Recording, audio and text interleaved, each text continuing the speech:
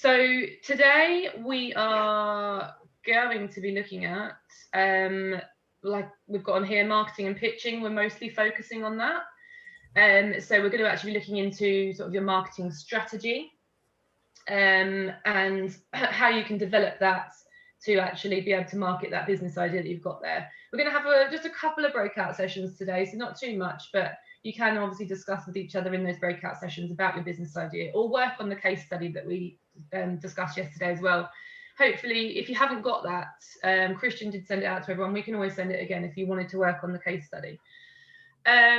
We are going to be looking at different practical tools that you can use, so like technologies and things like that, that you might be able to use sort of software-wise, online channels that you can use. I think Magda and James are going to look at that sort of thing later on this afternoon. And then after lunch, I'm going to be just introducing you to a bit of pitching and public speaking and sort of tools, techniques, again, how you can do that and present yourself and your business. We will then give you a breakout session where you can then pitch to us. This won't be about your actual business idea. We'd like to mix things up a little bit, and we want to give you a particular item to pitch to us, just so it gives you a bit of creativity there and a bit of a challenge. And then we're going to finish the day off. Christian's going to just tell you about the next steps after boot camp, and that's going to be about working on your business plan with us over the summer, which leads into our big pitch in October, where you can actually pitch your actual business idea for a possibility of getting £3,000 for your business, which is exciting. So we'll just go straight into it. I think most people are here now. And so we're actually going to start off the day again with a fun little icebreaker for everybody, because we like to do that just to start things off. So I think Alexa is going to tell us what we're going to be doing today. Yes. So, yeah, I'm in charge of the fun today, so I'm sorry. I've just put together a small little game, a bit different to yesterday, just to get our minds going, just to get a bit of fun to start the day.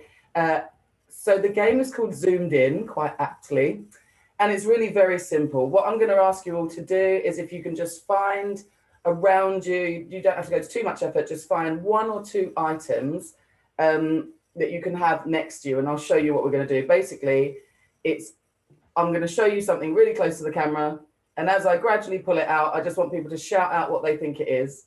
There's no points or prizes, unfortunately, but just self-satisfaction that you got it right. The pride of guessing it correctly. Have a look around your room or wherever it is you are. Just grab something. It can be a mug. It can be one might get a flower pot or something. But I will start off. So I'll give you a couple of minutes first if you want to have a look around for anything that you think might be suitable.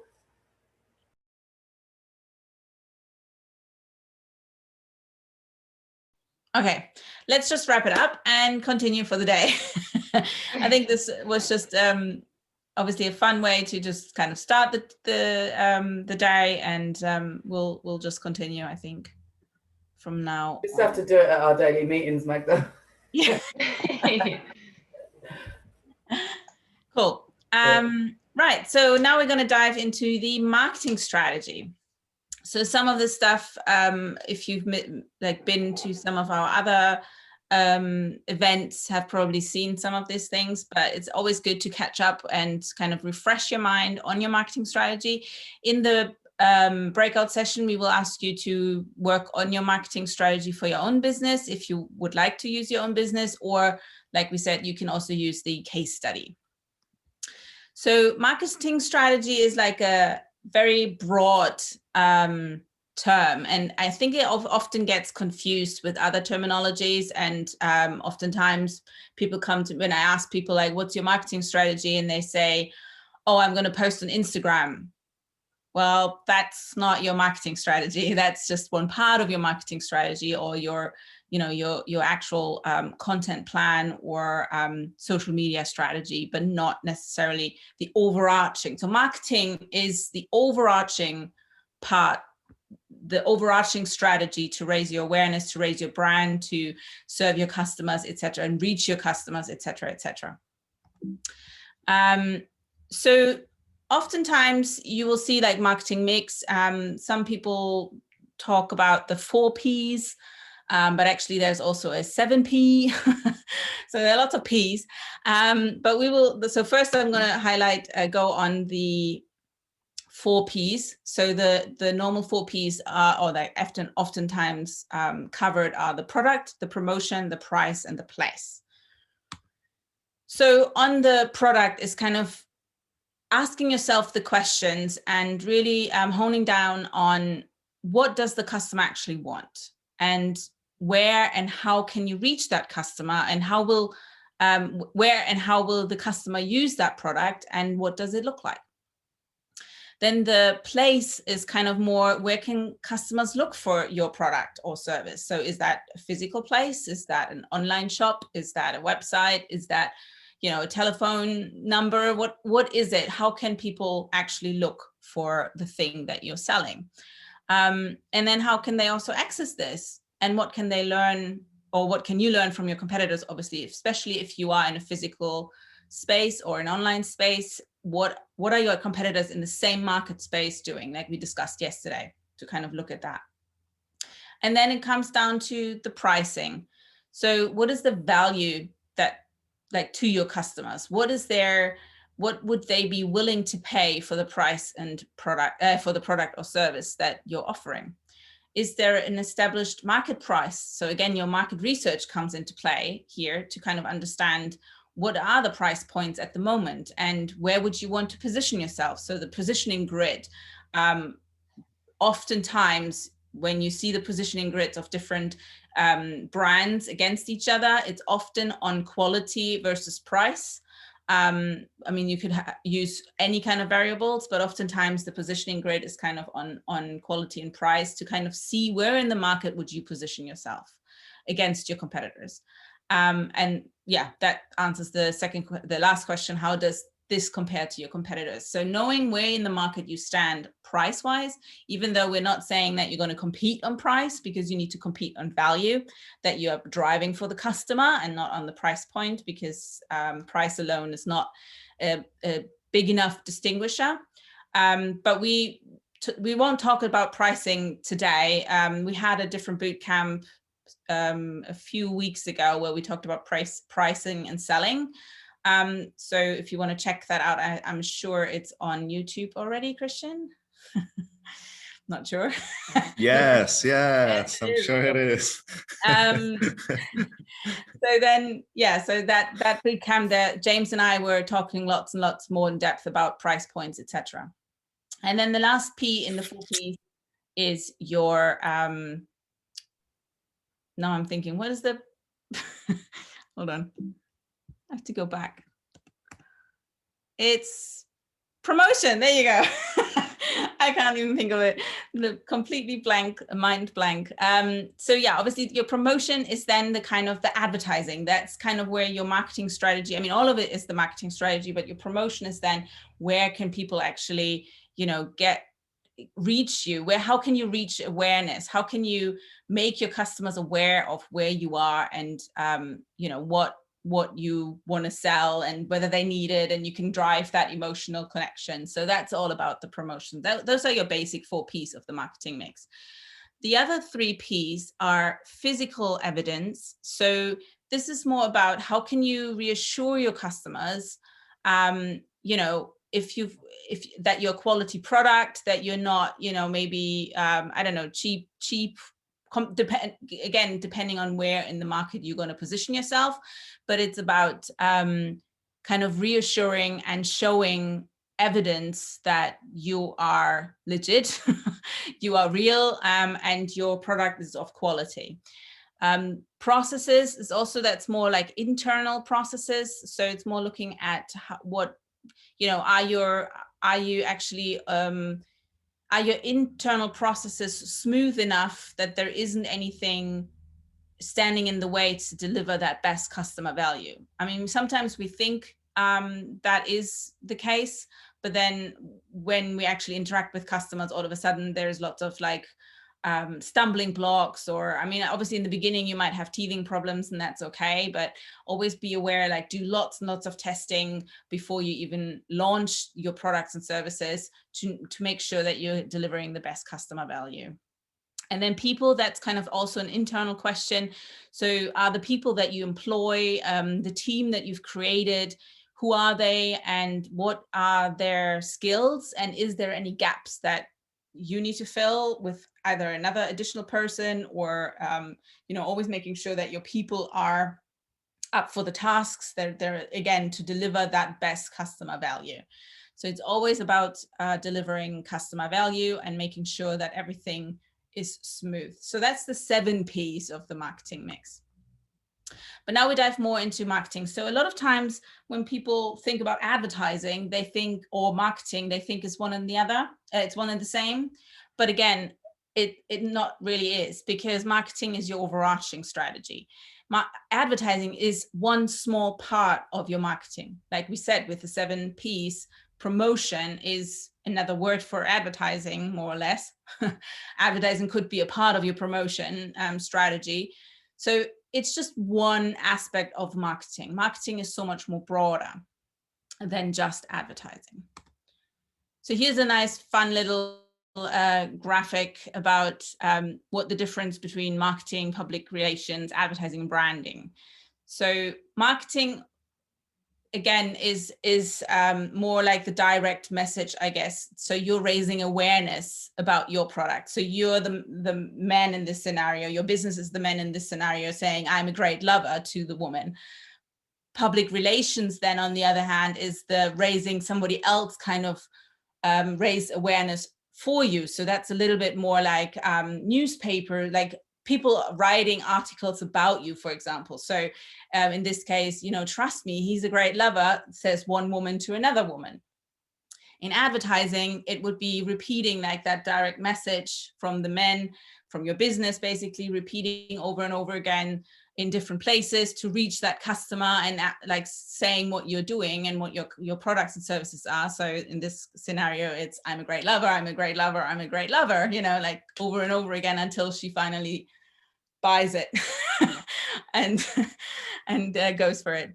And then in branding, that's more, again, where with branding, you can actually raise awareness about your business indirectly, because if you have a great brand, before you actually talk about your products and services, it's almost like the customer will talk it for you. It's almost word of mouth spreading. So in this case, it's you know, the woman, actually the customer, coming to your business saying, I understand you're a great lover. So, you know, it's just a little bit of a different mindset. That's why we kind of love this graphic, even though it's a fun one. It's with a, you know, cheek and tongue or whatever the expression is, but it kind of shows the differences in all of the different areas. But oftentimes when you hear these different phrases, they're always used interchangeably almost. So just make sure that you understand that they have different aspects, but all of these are more or less, I mean, branding could also be part of your marketing strategy. They kind of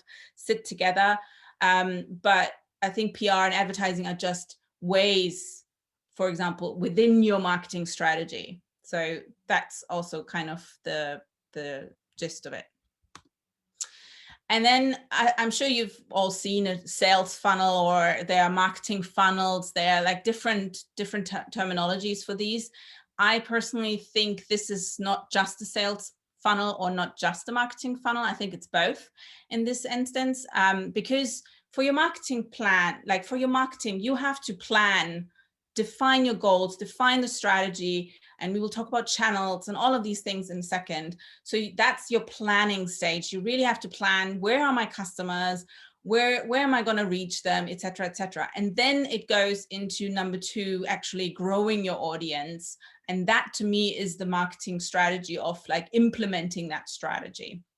And then once you've reached them actually, and you know, you're convincing your audience about you're the best person for this product and service, you know, or the greatest customer value, then you start converting them, and that's your sales strategy. But you can't really look at them in isolation, because they all feed that same, you know, going down the funnel That's what you want to kind of do. And then the last bit is about the sales strategies, kind of your engaging afterwards, after sales, you know, making sure that you have that customer value is actually received and it's good. And that in itself is a whole strategy in itself. And you should never neglect that, but because customer acquisition is always more expensive than customer retention. So retaining your customers, having a strategy at the end of your sales process, so they bought the product, keeping them in the loop, engaging with them further on afterwards, and then potentially re-automating that process because they will come back to you and you're retaining that customer. That is a strategy in itself that you should never, I think oftentimes businesses only engage with customers or have a strategy in place like as an afterthought. So, but they always look at customer acquisition rather than customer retention. And I mean, in England, you can see this very, very clearly in any kind of IT business, or like not IT, but like broadband provider, telephone providers. They always have customer acquisition at the forefront, and they don't really care almost for retention, which I find really ludicrous, but that's a different story. But all of these things, like I said before, with the sales, with the marketing, with the pricing, you can't really look in isolation. They all kind of hand in hand, because when you look at pricing in isolation, you need to kind of understand your customers, and you need to what works for your business structure and for your, what can you actually, how can you sell the product with that particular pricing strategy. And the same with the sales. You can't look at it in isolation, because your pricing strategy and your marketing strategy all like feed into your sales strategy. And obviously your marketing strategy is also not in isolation. So it all kind of sits together. And I think that needs to be more looking at it closely. So when you look at the marketing strategy overarching, always make sure that your pricing strategy and your sales strategy all feed into the same kind of the same strategy. They're all pulling at the same strains, whatever. But again, for pricing and sales, have a look at that YouTube, that bootcamp that James and I did. I think we called it Price Plus Sales Equals Growth or something like that. Yep. So have a look at that one, because we go in length about pricing and in length about sales. Coming back to marketing. So would you approach then? So when you start out with the marketing strategy, like I said, oftentimes I talk with people just asking them random question, and it's all about social media. That's I'm going to be on social media, but actually you need to decide, and oftentimes we decide from our opinions. For example, whether I'm on Instagram or whether I'm on Facebook is because I'm personally on Instagram or Facebook, and it would be easy to do that. But actually, no, you have to turn it around and look at your customer. You know, where are they hanging out, and not making it from your perspective, but from their perspective. But the marketing channels, there are so many different marketing channels. So yes, you have social media, and social media is very important, but you also have tons of other channels out there. Obviously, you have your digital channels like your website, you have Google search, you have, you know, email marketing, you have all of these different things, but you also have offline stuff that you could potentially use. So if you are a business that's not online, or not just online, for example, if you have a cafe outside, you know, on the high street, then that's a physical location. That is also a channel, because you have people walking by. How do you attract them? You know, how do you make sure that you can retain those customers coming over and over again to your particular cafe or whatever your physical location is. TV and radio, I get that they are not as popular anymore with like smaller brands and stuff, just because it's too expensive, but they are still there. So TV, I mean, you could also think about TV being like the online version of TV, like YouTube, you know, having, I mean, that's more digital, but still it's another channel. So just thinking about channels in general, I think listing out, okay, what are actually my channels? Where is my customer hanging out? And then how can I serve them how can I reach them first in those channels and then serve them? So just as a broad overview, we often talk about, or you will probably hear along the way, that often like there's traditional marketing and then there's digital marketing. I think nowadays it all blends together. There's just marketing. But people still obviously say, oh yeah, digital marketing is like the only thing, and everything is online, but don't neglect the traditional ones. Yes, the traditional marketing. So just to preempt this. So traditional marketing used to be your radio, your direct mail. So you have people flyering outside. You might have, or in the inbox mailing, mass mails into the inboxes, not inboxes of your emails, but your inbox of your actual home. You have television ads, you have radio ads, you have direct sales where people actually come to your door, all of these things. Newspapers and magazine ads. Some of these have become obviously less relevant, and in general, traditional marketing was quite expensive. But I think it's also, there's a trend of some of these could be, because everybody's now focusing on digital marketing, it could be that traditional marketing might see a little bit of a comeback, or you could actually make a difference if it's appropriate for your product and your customer. So that's the preempt. Digital marketing on the other side is obviously everything's online. So it's your Facebook, your social media, your YouTube, your website, your email marketing. It's your podcasting, it's whatever else that is online. So that's all digital marketing. But like I said, with traditional marketing, some of these things you can't really, I mean, they're, like I said, they are very expensive, because also you don't have the downside of traditional marketing is that you don't have the measure. So you don't actually, or the KPIs, the data. So you don't actually know how many people, yes, you can see how many people have watched in general, like impressions, how many people were having the television on while your ad was running, but there is not necessarily any like who actually, like there's no click on it, or there is no, you can't really measure any of the successes necessarily. The same with radio, it's quite a broad sense. So these are much more less targeted, they're a little bit broader. I mean, you can target with when you run your ad on the radio show, so it's in an environment or on a show that is actually very relevant. So your target audience is probably listening to that segment, but still it's not that you know for sure, oh yeah, 1,000 people have watched it, and then from that I had 50 clicks to my website or something. You don't know. The same with newspaper and magazines. You often have a little bit of a, you don't necessarily know how many newspapers have been sold or how many magazines have been sold and distributed, but you don't necessarily know whether somebody just, flips over your ad or actually somebody's reading it and stuff like that. So that's a little bit of the downside of traditional, and obviously it's very expensive. But I think there are some elements like having flyers if you are a physical location, or having, some kind of traditional sort of printed stuff flying around might still be, or direct mail in the actual post, might still be very useful, because not everybody's doing it anymore. So you might even be able to stand out, but that's obviously a decision that you need to make based on your product and based on your customer.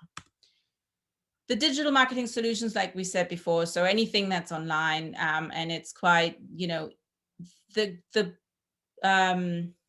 the positive side of digital solutions is literally that you see impressions, you see clicks, those click-throughs. You have more data that you can work with, and you can see what's working and what isn't. You have much more control potentially over certain things. So if you run an ad on Facebook or Instagram, you know a little bit more about like how you can target it, and how many people have clicked through and to your website, and then how many of those click-throughs have actually purchased something. There is much more of a trail that people leave, so that you can kind of figure out what's working and what isn't.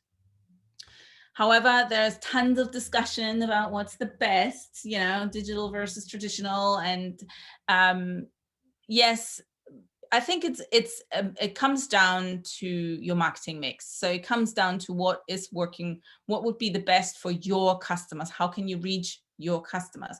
So there isn't really I think not a real right or wrong answer potentially. It depends, like it always depends. And I think that's kind of the biggest takeaway is it's not necessarily better, like one is not necessarily better than the other. Yes, there are some drawbacks on either one, but you can argue either way. It all really depends on your customer. And that's, I think, having your customers in everything you do. I mean, we drive this point like over and over and over again. In everything you do, your customer needs to be the center of your attention. It needs to be like even from the actual idea of your business, your customer needs to be the key, that you're actually solving something, that you're providing value for that customer, and then finding out who that customer is, where do they hang out, so you can make a decision. What channels are they actually using? Where are they? Online, offline? So it's not about you, what channels you think you want to work with. It's about what marketing channels they hang out. And that's online and offline, because oftentimes I think offline, like I said, is overlooked, but actually there might be an advantage to use some offline, whatever that might be, whether that's flyers or billboards or whatever works for your business. But always having a look at the channels and let the customer be the driver in that decision. Also looking at, okay, when it then comes to the content that you want to publish on those channels, is like, what language do they speak? And I don't mean necessarily like the language as in the country language. I mean, like, what kind of tonality are they using? What kind of words? What kind of, is it simple structures, simple words, or simple sentences? Is it more in depth? Like, are you more professional? Are you more, what is that customer actually speaking? Again, what content and topics would they enjoy? So you can kind of derive from your business and service, you understand, okay, they, I don't know, if you're a hairdresser, then you would know that your customers are probably really interested in, different hairstyles, or different, what's the new trend, or whatever it is. So you might want to, publish some content around that on the channels to actually reach them indirectly. It doesn't have to be always like sales, because then you're putting people off. If you constantly like, oh, buy me, buy this, buy that, it just becomes too much of the same thing, and you're not actually attracting them per se. So with content and topics that they enjoy, you can actually get them interested in your topic and like smoothly draw them into your website or your blog post, and just naturally let them kind of wander and experience your product and services before they potentially buy. But also, yeah, like the same with the language. I think everything, when you know what the age range is, who your customers actually are, then you know what kind of language you should be targeting probably as well. And find out like things, like we said on the empathy map yesterday with the customer research, find some interesting, like what would be the hobbies, the interests that they might have, like create a customer, like an ideal customer avatar, because then in that sense you put a personality, it's a persona that you put on your customer, that you kind of understand them better, and it might be overly simplified, but actually simplifying it that way, you might reach that customer so much better than if you just do, oh yeah, they are, men for like 13 to 55, that's not that's too hard. So just niche down, pick a persona that would actually work for your business and for your products and services, but then find out, like dig a little bit deeper of like what would they actually like and interest, because it comes down to what content you want to share with them and how you want to speak to them. So overarching then, we always, so instead of going like, traditional versus digital, and it doesn't have to be one, it's all about the integration, like having an integrated marketing strategy. And that just means having a mix of different channels, having a mix of different content on different channels, depending where your customers hang out. I mean, you might have 3 different personas. So if you have 3 different customer personas and they hang out very distinctive, it might overlap, but Some people are more, maybe you have B2B customers, so the business to business customers, so you might reach them more on LinkedIn or on some, like, I don't know, medical magazine or something, I don't know, depending on your product. Then that's a very different message than when you have a B2C customer, so a business to customer or to end customer, consumer message that's sitting on Instagram, and it's all about, you know, the latest fun new recipe that's healthy, whatever, you know. It's just kind of understanding your customers and having your customers at the center of your marketing strategy, and then kind of finding and making sure that your marketing mix is as diverse as you can plan it, depending on, again, who your customers are. And then, like I said, the tone of voice that comes from your branding. So when you work on your branding strategy, and we have some, I think, some YouTube channels on that as well, because we've done some last year, I think, we've done some mini boot camps on branding alone. So have a look at that as well. But branding is its own strategy, but it's kind of building on top of each other. So it's not just your fonts and your logo and your, you know, that, yes, but it's your values, it's your customers, it's your, like, who are they, who are you what is your competitive advantage? All of these things translate into your brand personality, and that translates into what colors you use and what fonts you use, etc., etc. So it's kind of like a building block, but all of that is also then deriving from your customers. Who would you actually, like, how would you talk to them? What is the, like I said before, the language that you want to use for that particular customer? And the tone of voice, what's your brand tone of voice in terms of, you know, is it fun and you know, spirited, or is it more serious and business, corporate, like, you know, what is the tone of voice for that is suitable for your customer? So that, I think, is a key thing, because all your marketing content, depending on where in the channels which channels you have picked, is then about building that brand personality and talking the same language as your customers do, but also portraying something. I mean, if you're in the like I said, in the health sector, maybe you have two types of customers. One, like I said, is the business, the medical, that needs to be very formal. But then you might have the end customers who love to share recipes and be like, oh, let's chat about the new paleo or keto diet or whatever. So it's more, you can make it more fun that way, you know. So you have different ways of communicating depending on your customers. Right, so then you go into, obviously, building. So you've done a little bit of your marketing research, and then you're gonna go into building actually your marketing plan. So the plan is it's the same as the strategy, I guess, but the plan is then the action points, how you want to actually then go about doing this. So this is kind of a nice little graphic of like 6 steps that takes you through, like, first, kind of understanding, obviously, who you are, and that's where your branding strategy comes in, what your values are, you know, who are you as the business, not necessarily you personally, unless it's a personal brand, but if it's your business, like, who are you as a business? What are your business values? What are your brand personality? What are your brand values? What are your, you know, all the things that, where in the market do you stand?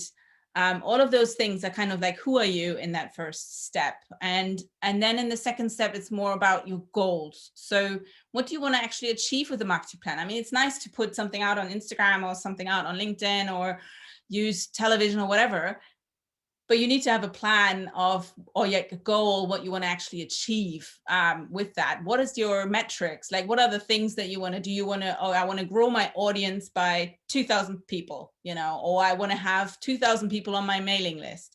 What is the goal that you want to achieve with this marketing plan? Because without the goal, you can't put actions into play. You can't build the action steps to get you to that goal. And without the goal, you don't know whether you've been successful at all. And you just sort of like dump your content into the ethos, or no, what is it? Into the world out there, into the digital world.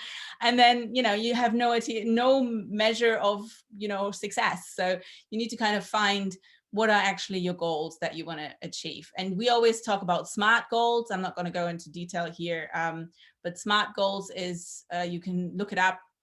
It's specific, being very specific, being measurable, being achievable, and being, what's the SMART? They are, whatever. Look it up. Realistic. Realistic, thank you. Realistic and timely. Yeah. Thank you, guys. It's like when you're like, oh, the brain. But yeah, so when you do goal setting, do them in a smart way, using the acronyms, because using an acronym, because it makes it so much more approachable, and you can actually make them achievable. So you're not just setting a goal that's totally unrealistic. You're making realistic goals that are also in a specific time frame, because that puts again, not the pressure necessarily. Yes, it puts also pressure on you to actually do something, but it's also kind of, okay, I'm going to let this campaign run for, I don't know, a month or 2 months, and then I will reevaluate what it has it achieved that goal, or do I need to pivot, or do I need to tweak something, whatever it is. And then you need to kind of look at, like, who are they? So who are the customers? Again, we can't stress it enough, as you can tell by now. It's like customers. So we always talk, have your customer at everything, like we said, focused completely from the start and from the finish, of from the start to everything that you do in your business is customer driven. So you are also, for your marketing plan, like we said, you need to understand who they are, what language they talk, where do they hang out, online, offline. And that develops then, okay, so I now know which channels I want to do. So number 4 is like, how can I actually connect with them? And that's where comes the whole channel business that we discussed. So having that marketing channel mix that you want to put together to understand where you are. And you don't, when you're just starting out, you don't want to overwhelm yourself and be like a person on every single channel. Build slowly, have a few channels first that that are key to your customers, and then you can expand later on. You don't have to be on every single social media platform. It only choose the ones that are relevant for you and your customers, but also only choose maybe the first 2 most important ones before you expand further on, because otherwise it gets overwhelming, and then you never really, you just post anything and everything, and it's just not really sticking anymore. And then it's kind of, like I said, how do you then communicate with that customer? So what is the content that you want to drive? What is the tonality, the tone of voice that you want to bring? Is it fun? And like I said before, all of the things that we said. So it's kind of then building that content, building that strategy around, okay, first of all, identifying your tonality and language and all of that. But then secondly, it's like topics. What would my customer love topic wise that I can share with them, and that might be relevant to them, and that equally, like, those are all like soft sells, because you're not talking about your product, you're talking about something that's relevant to the market that you're operating in. But it's always like your product is almost like a PS or like an afterthought in that particular content, because you want to first draw them in with natural, organic kind of interests before you then do the hard sale later on. So always like think of engagement and nurturing. Think about yourself in that perspective. When you are a customer to someone else, how do you want to be communicated with? Not saying that you are the customer of your business, but saying in the sense of, how do you engage with the content from other businesses? And you can learn a lot from that engagement. What do you like, and what are the interests? And so you can kind of copy it, but make it obviously relevant to your business and your customers, and which industry you're working in. And then the very last thing, when you put all of this in plan and you start posting and you start all of those things, then it's like, yeah, okay, evaluation. Have from your SMART goals, what the time frame is going to be. So then start evaluating, start looking at, like, after whatever months you've done certain and do give it a couple of months, or do give it like a certain specific time frame before something sticks. Because, I wouldn't say like, oh, I'm going to look at it, I do it for a year and that's when I look at it. No, do review it quarterly or every few months, but so you're on track. but don't do it like I did it for a week and it didn't stick, and that's why it's not working. That's not very qualitative data. So do it for a little while, whatever is relevant to you, and then always check in between at intervals whether it's actually working, and having those sort of KPIs, your key metrics in place, and knowing how you're actually doing and how to evaluate it. And that's really the value of a diverse marketing plan, because again, by having an integrated marketing mix of different channels, you're not putting your eggs all in one basket. You know, you're not just putting everything on Facebook and Instagram and expecting immediately results. You might still, like if you're a local business, you might want to do local search on Google. You might want to, have an email campaign.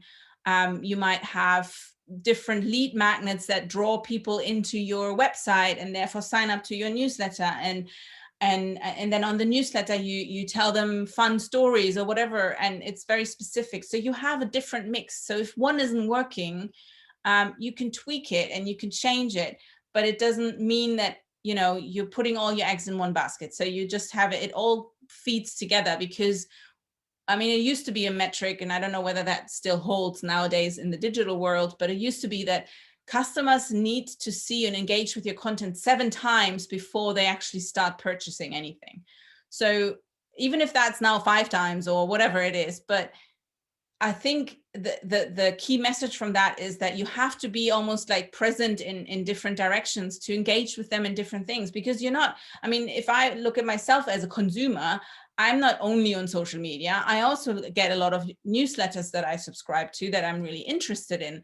And then I see maybe YouTube videos, and all of a sudden the ad pops up from that thing that I looked at the other day, or or I look for someone locally. So local search is really, really powerful to so if I need a hairdresser, I look somewhere locally, and that kind of helps me then but before I book them, I will look at reviews, and I will look at different things. I might look at that Facebook page. And so it's all of these things are kind of being integrated and being diverse, because you don't want to put all your eggs in one basket.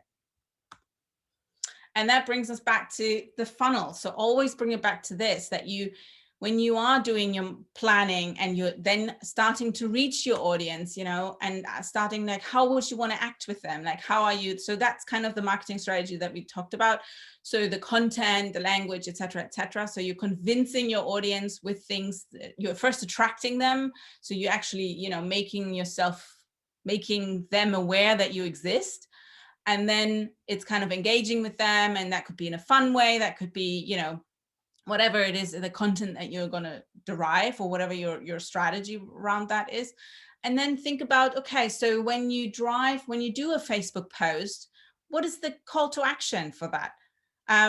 If you do do you want them to click on your website, or do you want to just is it just a Facebook post or Instagram post to engage with them and have comments underneath? So ask them an engaging question. But then always kind of like every other post might be, having the call to action to drive, like, look at my online on my online course, or whatever it is but it has to always have kind of like a call to action at everything that you do. So you're not just putting content out randomly, you are putting content out that has a reason behind it. But like I said, not everything needs to be about sales, because that gets very, Krishna, I see your hand up. I will come to you in a second. But that's basically your sales strategy. Like, how do you then convert that? How do you convert that engagement and get them kind of interested into your products and into your things? And then, like I said, at the end, once they do actually, have a sales, like, all that customer journey, you have to kind of look at your customer journey. How are they moving through? Once they've got to know you, what are the touch points where they engage with you? And what are the kind of, what's the sales process? How can they actually, is it easy enough? Like, always do the testing, because oftentimes we put so much effort into our marketing to actually reach them. And then we kind of go in the stumbling blocks of converting them simply because, I don't know, technology breaks down and they can't sell, they can't buy on your website, or they have to call you or something, you know. Sometimes it's just very confusing. I've stumbled upon like lots of people, especially locally, oftentimes there's like, okay, so how do I book now? So it's kind of like, you know, you don't know as a customer where to go, and that you need to kind of preempt that and really think about that customer journey to make it as smooth as possible, so that they have that. It's all about the experience. You want to not like make them confused, or, you know, you want to make them delighted. You want to like come back to you, because again, customer retention is so important. So always think about that customer journey, and how can you, after they've completed the sales, how can you like in fun ways maybe re-engage with them? Like I said, retention is cheaper than acquisition. And then from that you can, so for your goal settings and things, so when you've done all this work already, you can kind of put it into what are your first 30 days that you might want to look at. So if you think of today and you're working, and you actually in your breakout session, we will ask you to work on this. So think about the first 30 days that you want to do something. So put your goals together. What can you achieve right now in the next 30 days? Is it you're setting up your Facebook page? Is it setting up your different channels? Think about like obviously what channels you want to do, and maybe you can say, okay, in the next 30 days, I'm going to do X, Y, and Z channels, but then in 90 days, I'm going to look at adding another channel to that. So think about the 30, 60 day, 90 plan that you will probably also heard before, and developing your marketing plan and in developing your goals, what you want to actually achieve. And then this moves on. Like obviously this is just a one moment in time. You put this together. You can create your daily or your weekly checklist that you wanted to do, or your to-do list from that. But then it moves on. So always like maybe every month you kind of look at, okay, so what are the next, I had 60 days goals here. So that's now moving into my 30 days and so on. So you kind of move along that way. But also look at your content plan. So when we discuss the actual content of things, you want to write different blog posts, different topics, you know, like I said, if you're into health, you want to do keto, and you want to maybe write a blog post about paleo or whatever else, you know. So you write about different topics, different angles, those kind of things. So make sure that you plan it out in a content calendar, because oftentimes you want to mix and match. So you want to have like a fun topic of something that isn't really, you know, there is no sales in it, but then you might want to have another blog post that actually talks about the benefits of your product. You might want to have, you have a newsletter strategy. So you once every 2 weeks, you send out a newsletter. So what are you going to talk in the newsletter about? Because it needs to be different to your other channels potentially, or cumulative. So you're not posting everything, the same content everywhere. You're going to have different channels require different content oftentimes, because different customers might be in these different channels, but also because customers want to engage with you in different ways. So it's kind of planning that out, I think, helps to kind of know what your to-dos are for that week, because maybe you pre-plan this. We will talk about tools later on. You might be, you know, in February, you might have planned all the content for March and written everything, and then it's just a scheduling. So then in March, you're going to write everything that's for April or for the next 2 weeks or whatever it is, but kind of work with a plan, create a content plan. It will help you in your habit building, but also it helps you in obviously not losing focus on what needs to be done. And that's it. Krishna, over to you. You had a question. Yes, thanks, Magda. Just want to know if you can give us some bad examples of call to action. A bad example. Well, one example could be that you say, click the link in my bio, and then the link in the bio doesn't work. For example, that's oftentimes, you know, make sure that everything is working technology-wise. I think it depends on your goals. It depends on what you want to achieve with that post. If it's just an engaging post, so you just want to engaged content, and like leave me a comment if you feel the same, you know, or like something that they just engage and you can see how many people are commenting. Yeah, I think no call to action is a negative call to action as well. So like not having any call to action, I think there's no real right or wrong for a call to action as long as it fits into your goals and your strategy. Right. What if it's an example of conversion, like you want people to book you or buy something, or, you know, try the product, or what would be the bad examples of that? I think it's then, yeah, sorry, James. No, I was just going to say, I think it's when it becomes misaligned in your call to action. In other words, when you're creating something which leads to a call to action, like a blog or a post of some description, and then when they arrive at the end of the action, that it doesn't align with what the original intention was, and that can actually lead to them becoming pretty disengaged fairly quickly. So I think it's consistency and it's relevance, and it's making sure that what you're actually asking people to be doing is aligned to what their expectations are, that's what they will be being asked to do. So as Magda said, if you've got to create a link and it says that you go to this particular page, and when they arrive there, it has absolutely no connection or no relationship to the page, to where they thought they were going, that in itself, you can lose people really, really quickly. And any call to action is an ask. It's a trusting moment within the buying process. And if you give them a call to action that doesn't take them or provide value or give them some insights, then you're going to let people down. So be really clear about what it is that you want people to be doing, and what you ultimately want, you know, you're guiding them to do when they actually get there.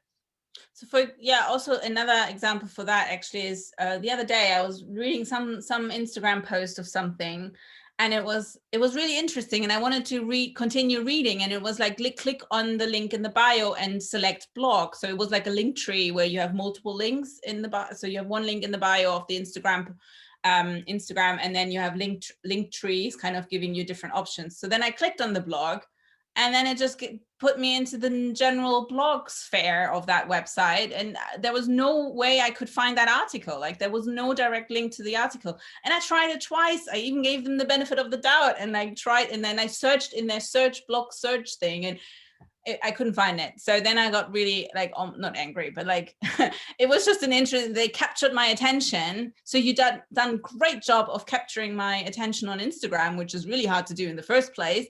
But then you didn't follow through, even though there was a call to action, but that call to action led me into limbo. It didn't really help like find that article. So just making sure that that journey is completed. Right, thank you very much. Yeah, cool. Juan. Okay, I got a question, but it was so like early before. When you talk about the 4 Ps, you were mentioning about the price, and we make this competitor analysis. And I was wondering about innovation, like how innovation fits there, because, for example, if you are creating something that is not explored, how you can like consider a fair price, or how you can like, if the competition is not implementing that, how you can like price that, give a price for that, or I know yeah, so I think it comes down, so yes, competitor pricing is kind of good as an informational purpose to kind of look at it, but it's not necessarily should be the driver for what price point you're going to do. It's your customer that is the driver of the price point, and the value that you actually, the perceived value that the customer gets from your product, rather than what the competition does. Because like with the pen example, they couldn't push the prices down any further, you know, with the case studies that we had yesterday. They couldn't, if they were competing on price, they would have gone bankrupt with the competitors. So what is the value was the driver. So you kind of pivoted the business into giving more value or perceived value with the pen, of either making them more high end or having bundles or whatever it was that you guys came up with amazing yesterday. So that kind of drives then your customer, who is that customer and where you want to position yourself in the market. And that's more the price point that you're looking at. okay. No, and also, Sorry. Yeah, I was going to say, Juan, also don't be fearful about building building the community of people and getting feedback from people directly about price, because innovation is new and innovation is a question of your perception of giving people value, and it's their perception of what that value is. And don't be feared of going to your customers and co-creating things and looking at what people think is what you would pay for this particular service or this particular output. What would people get? And also there's the element of don't consider price just as a transaction. Think of it as a relationship. Think of it as that kind of value and quality metric. As the value and the quality grow, so the price point can grow with it, or you can keep the price point the same and increase the value or the quality, and therefore you're increasing that exposure to the client. They're giving them additional reason to engage and buy. Also, what plays into that is a lot your revenue model. So is it, are you offering subscriptions? Are you offering membership? Are you offering a one-off asset that you just sell as a one-off sale? Like, what is it that you actually, how is your business model? Like, it relates to your business model as well. So take that into account. I think the boot camp that James and I did, James really went into a lot of depth on pricing and different pricing models. So definitely check that out if you have questions on pricing. I think that one is really, really valuable. It's in the YouTube channel? Yeah. Okay. You can always arrange another one-to-one. Very happy to do that and talk about pricing with you there. Yeah. Okay, I actually have the link here if anyone wants it. I'll post it in the chat. Yeah, put it in the chat. Yeah, please. Cool. Thanks, Juan. Danny.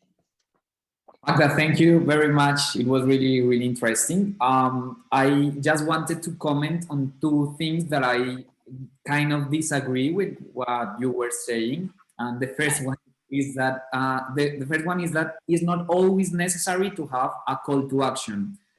Like, for specific purposes, for example, you want to create brand, you want to create awareness, and for in some cases you don't need to have a call to action. Why? Because, for example, right now we have remarketing strategies. So, for example, let's suppose that I want to reach people that want to use drones. So I'm going to post a video content that is nice, but I'm not going to put any call to action. Then I can say to Facebook, okay, Facebook, track this guy that saw this video and show them the second video.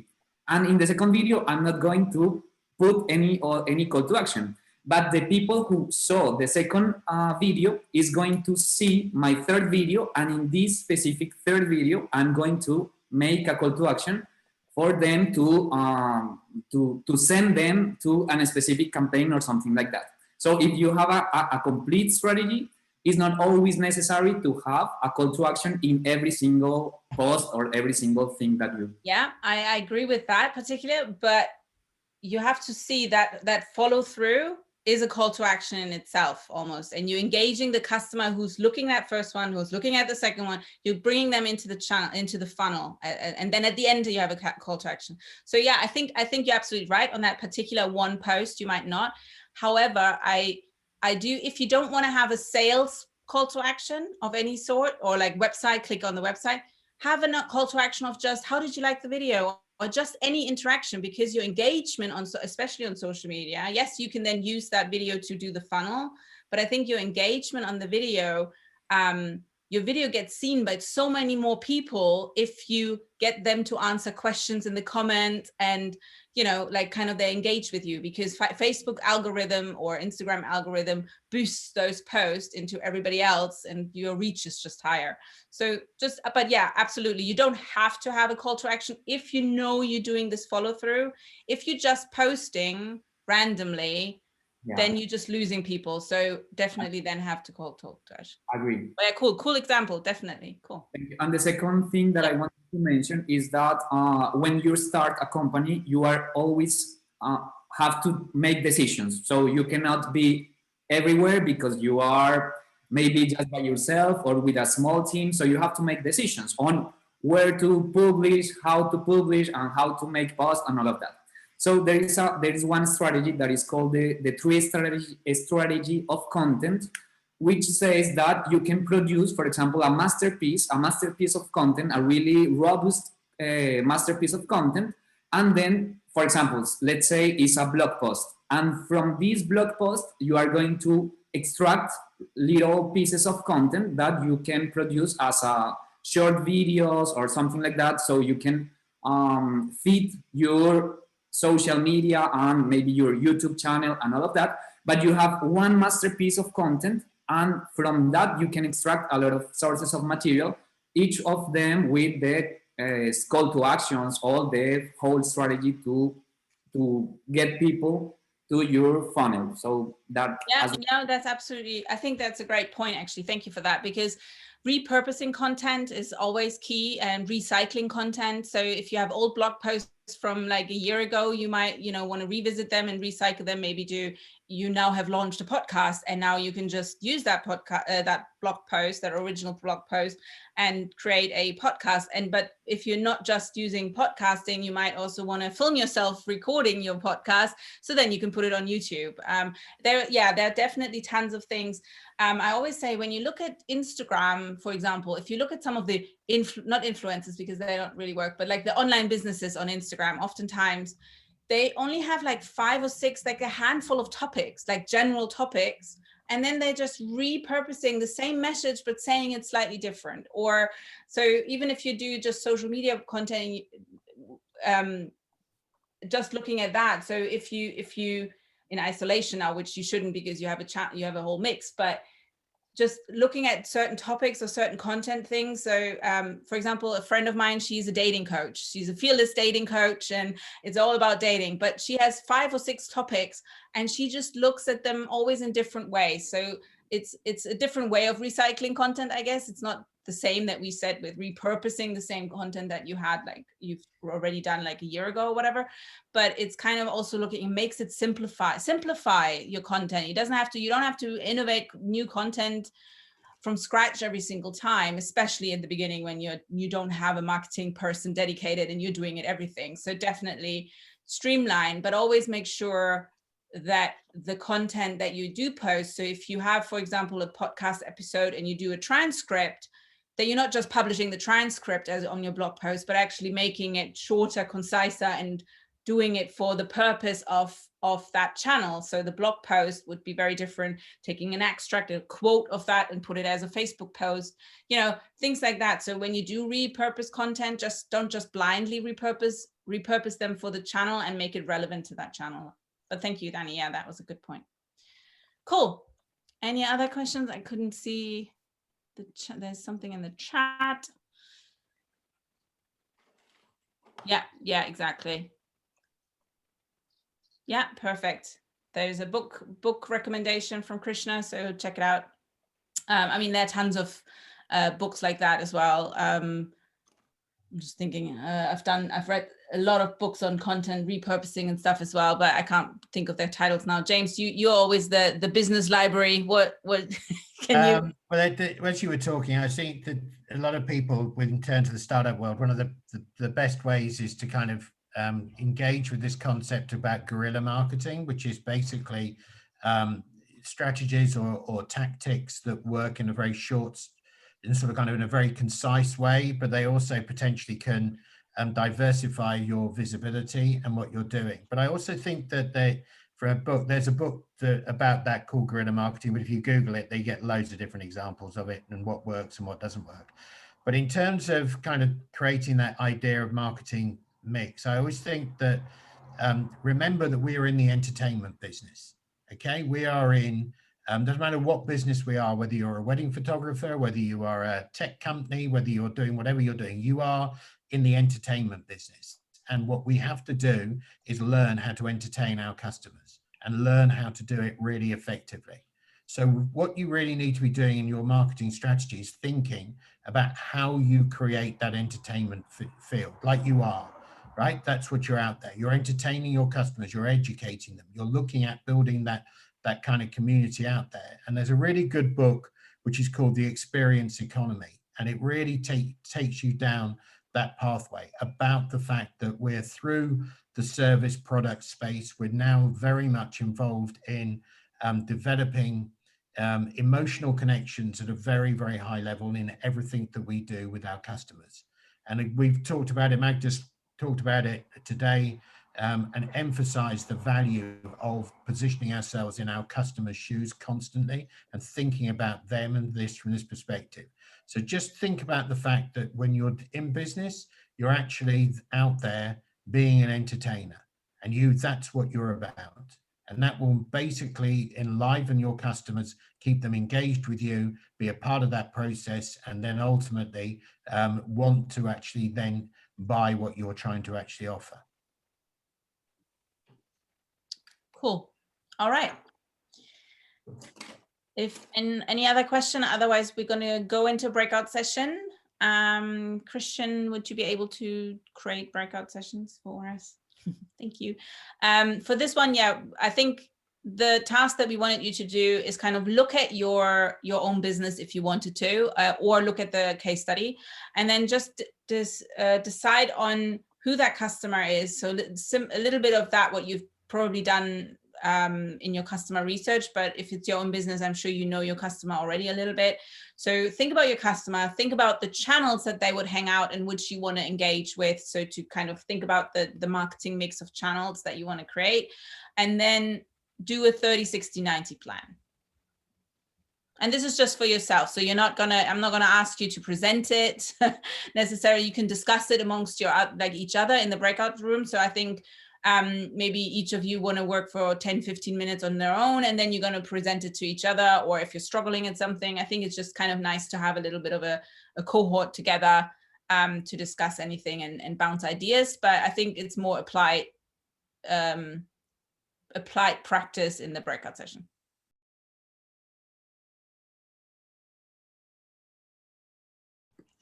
We're going to talk quickly. We're not going to spend too much time on this. It's just a run through of some practical tools as recommendations. Some of these you've probably heard of, maybe some others you haven't, to check out. And then we're going to talk at the end a little bit about technology in your business, and then we're going to break for lunch. Yay! So bear with us another sort of half an hour, 35 minutes-ish, and then you can go off and enjoy your lunch break. Right, so practical tools. Obviously, there are tons of practical tools out there, and we just wanted to make it a little bit more like giving you some ideas of where you can start, what you can do for different time things in your business that might streamline some of your tasks or to-dos that you can do. So putting kind of the theory into practice, if you want to speak. So we're going to talk about project management, so time management. We're going to talk about Facebook. We're going to talk about, these are just random things that we kind of, put together. There are obviously tons more out there, and there are also different versions. But we're going to talk about a little bit about Canva. We're going to talk about Hootsuite, SurveyMonkey, and MailerLite. So these are all. So first off, we're going to talk about Hootsuite and the likes. So we're going to talk about email, social media scheduling. So that's the first bit. So when you create your content strategy and the plan that you put together now and have your goals and everything, and you kind of write out some of the posts, if you can do it, the best way to actually do it is to schedule them in advance, because you don't have to, when you're doing it on the day, or, sorry, excuse my language, my French, you're kind of saying, oh no, I forgot, to post today. And you want to do consistency. So when you do post on social media, sorry to interrupt myself, but when you do post on social media, you want to establish a consistent rhythm of posting.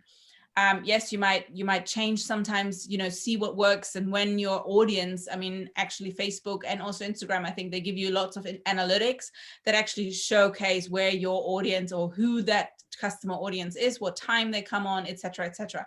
So you can kind of gauge what are the best days and times to post, but also what can you actually, is achievable in your business time-wise, how much time do you have? But one time-saving item is to actually schedule in advance. So you spend a whole day, maybe, you know, now you've planned everything and you kind of know what you want to talk about. So then you just plan a day of actually writing a few blog posts, of writing a few posts for social media, and then scheduling it in advance, because then you're not waking up in the morning and like, oh, darn it, you know, I forgot to post something, and that ruins your engagement on your algorithm on these different social platforms. So these are just a few examples of all of the stuff that's out there. I mean, I'm sure there's an even more exhaustive list. The biggest ones, I think, that people have used is Buffer or Hootsuite. I think Meet Edgar used to be a quite popular as well.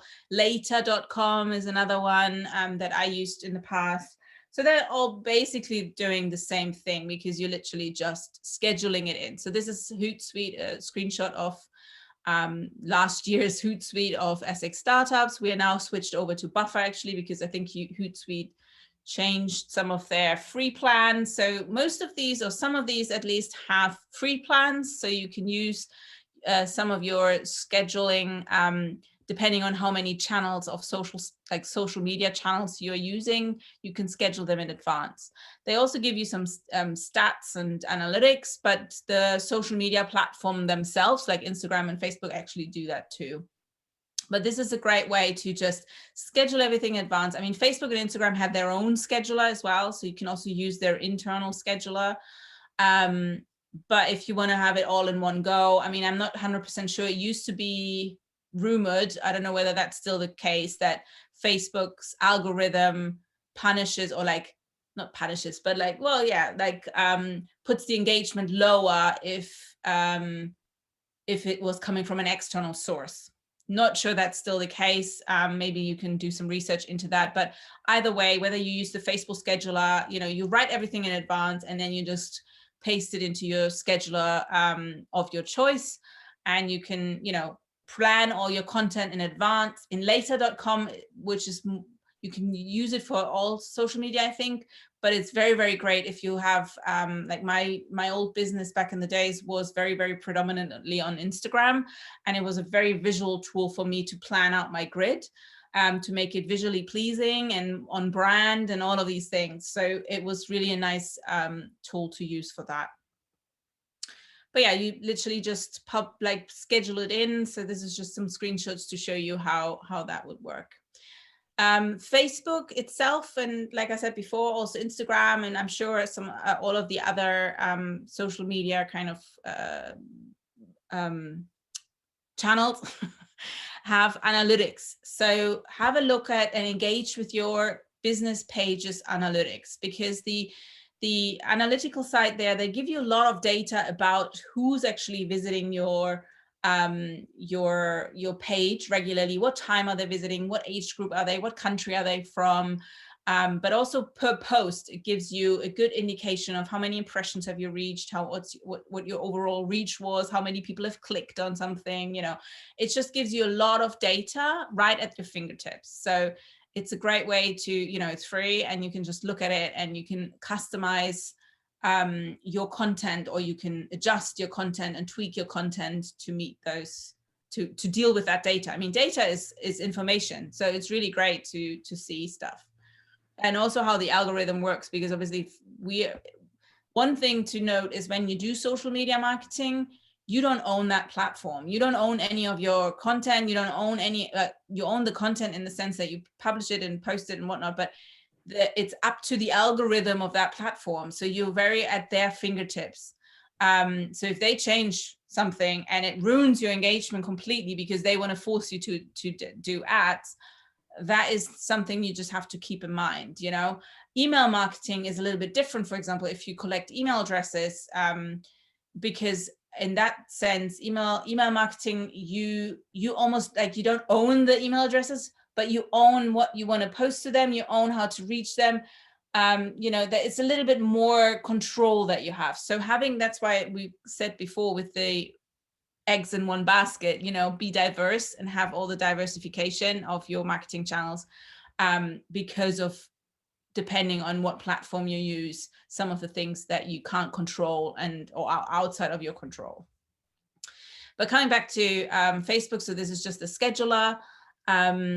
But these are kind of like some of the page summary that you can see. You can see like, you know, page likes, how has that increased or decreased over the time. You can see post reach, you can see different things. So this is all the analytical tools behind the scenes. And like per post, you can see engagement and reach and yeah. So this is just running through some screenshots. It also gives you, yeah, where you are standing in like, you know, pages to watch in comparison to your competitor on Facebook, more or less. Whether that's relevant to you is you know, you decide, but it might just be an interesting fact to look at. Another great tool is SurveyMonkey in the sense, or you can use Google Forms or Typeform.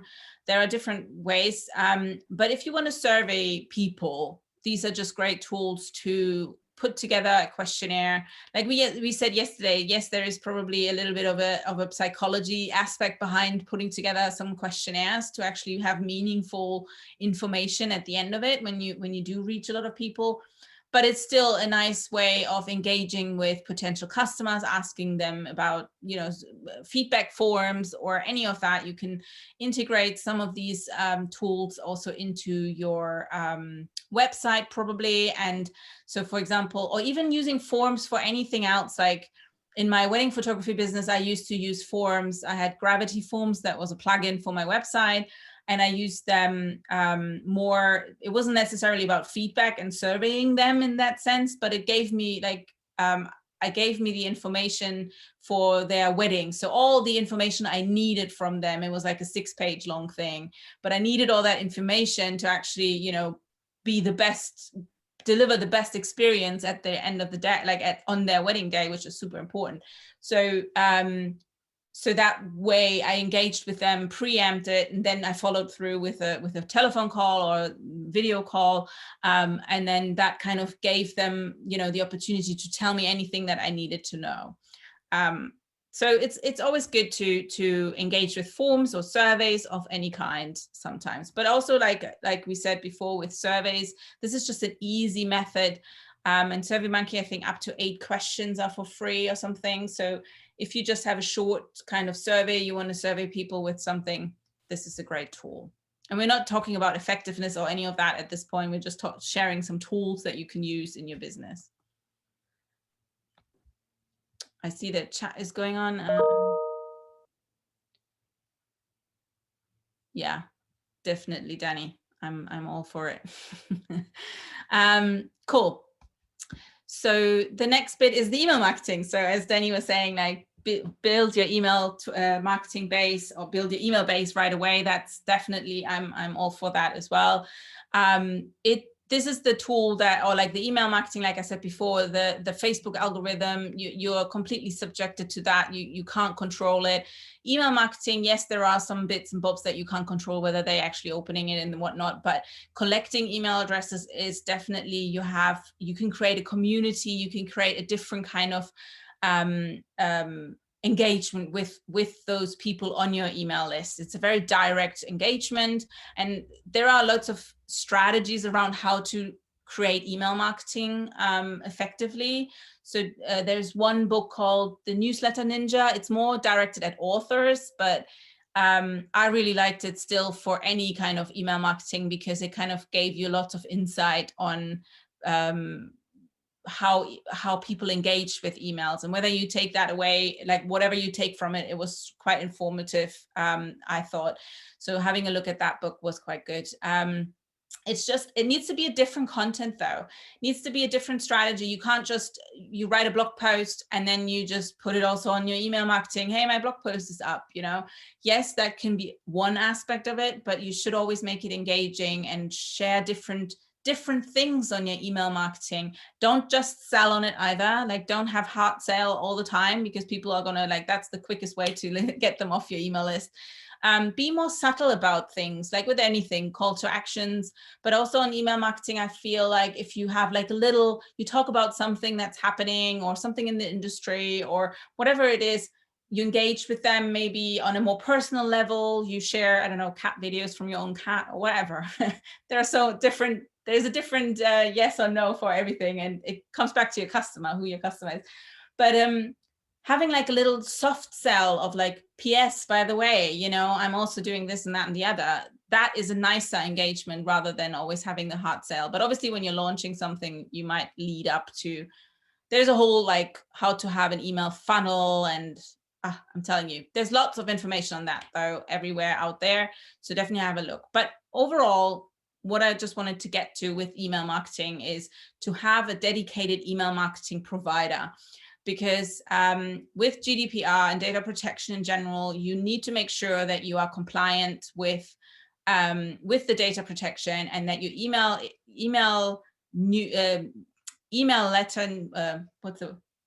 your emails that you're collecting are stored in a very secure area.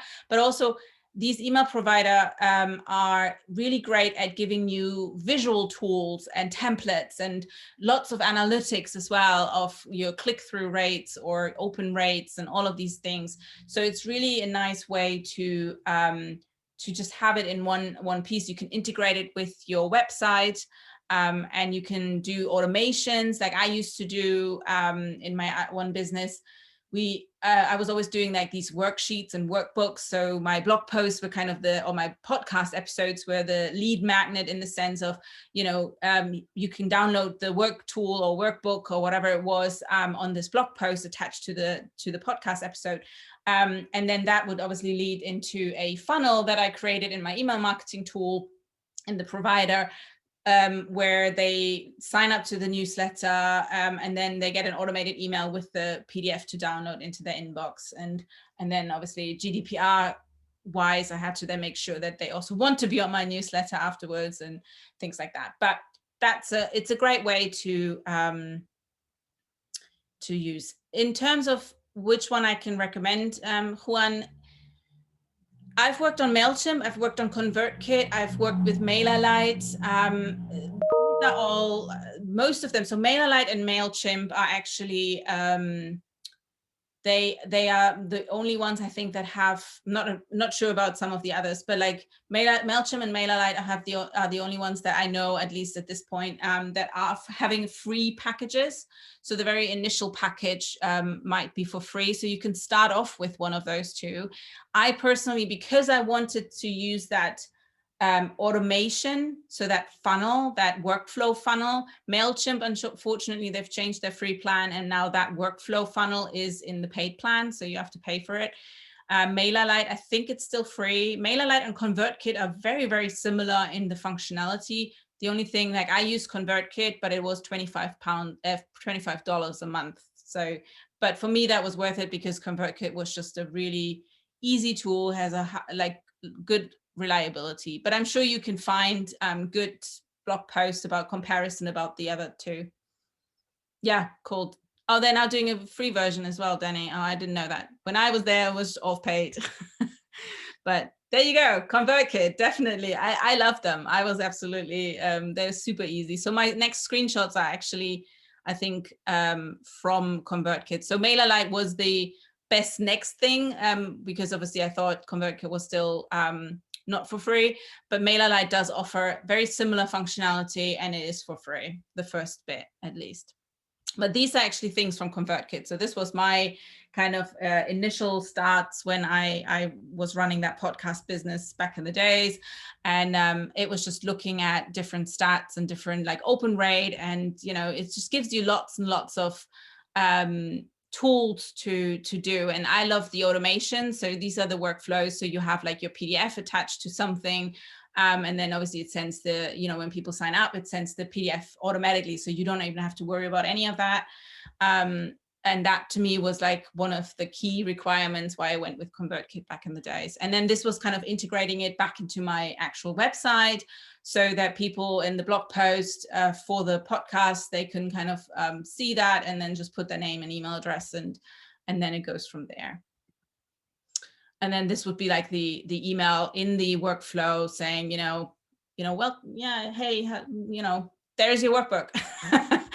And making it all, I branded everything always with my brand colors because as you can tell, like very pinky and like a pink, the blue and the yellow, that was my brand colors. So I kept it all on brand.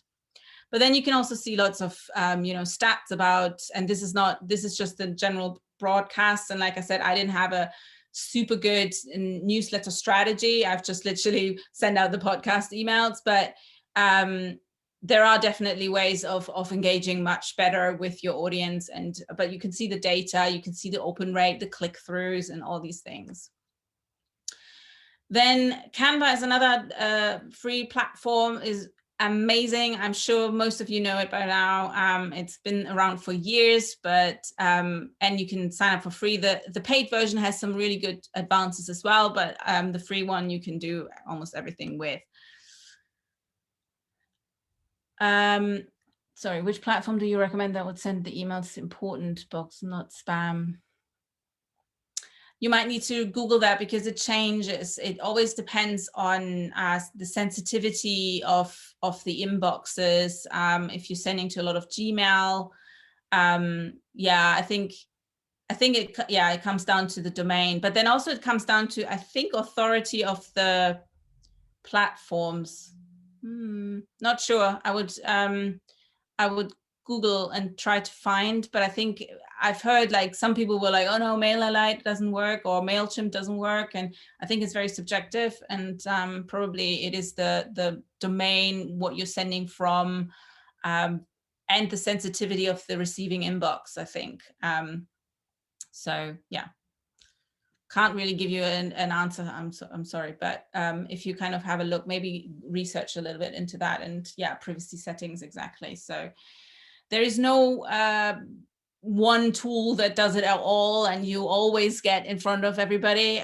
There will be some that never, like, that it just goes in the spam, but it's out of your control. All you can do is preempt in the beginning when they're supposed to like sign up that you always like, please whitelist my email, like, ask them in the email that you send out where they have to confirm their subscription or something, that they whitelist. Rarely like I never do it, but then that's because I'm lazy. Like I never, when I subscribe by somebody else, like I never really whitelist them, but I do check my spam folder once in a while and see like, oh, they've now gone into spam, and then I put them out of spam and telling my email provider, like my personal one, telling them that this domain is safe to receive emails from.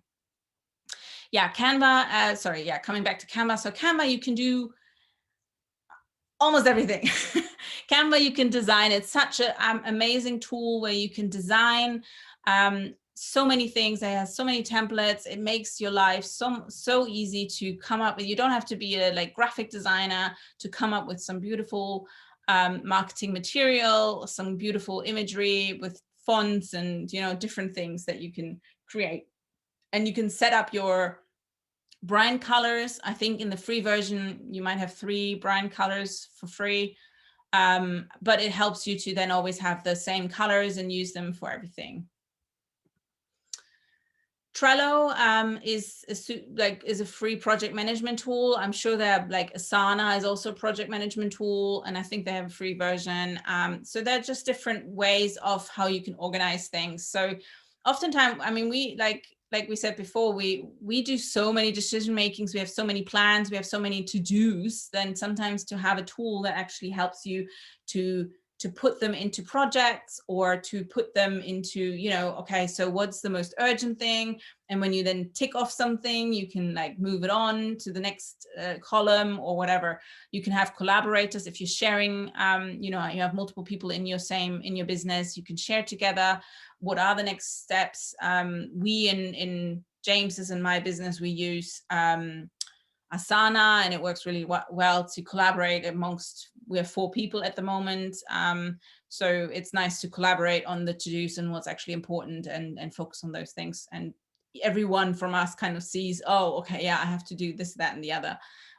So you see your own tasks, and it just, again, helps you to just organize your planning, make it very accessible, and just know every day you wake up and you sit at your desk, what's the next step.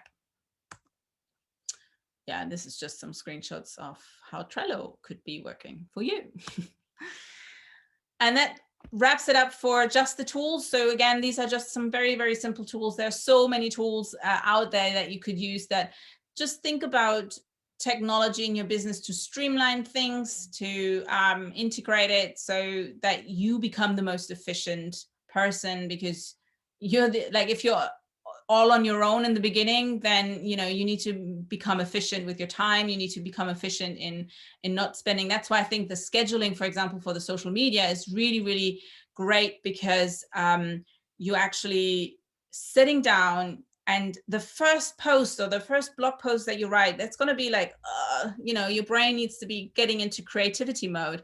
So that takes a little bit while, but then you pick up momentum. That's why we always say, like, do it for a couple of hours and just write post after post after post. So scheduling, or like creating your content, rather than putting ad hoc content out there, or writing like in the morning, oh, I need to do this. And then you write one post and you took so long for it because your brain isn't engaged in the creativity bit yet. So, and then you all of a sudden you do your account afterwards. And then next morning you do again, getting into that rhythm. So schedule time away that you can actually create content in a like multiple content at the same time, and just have a solid, and then schedule it all out for the week ahead, or whenever, like whatever your rhythm is going to be.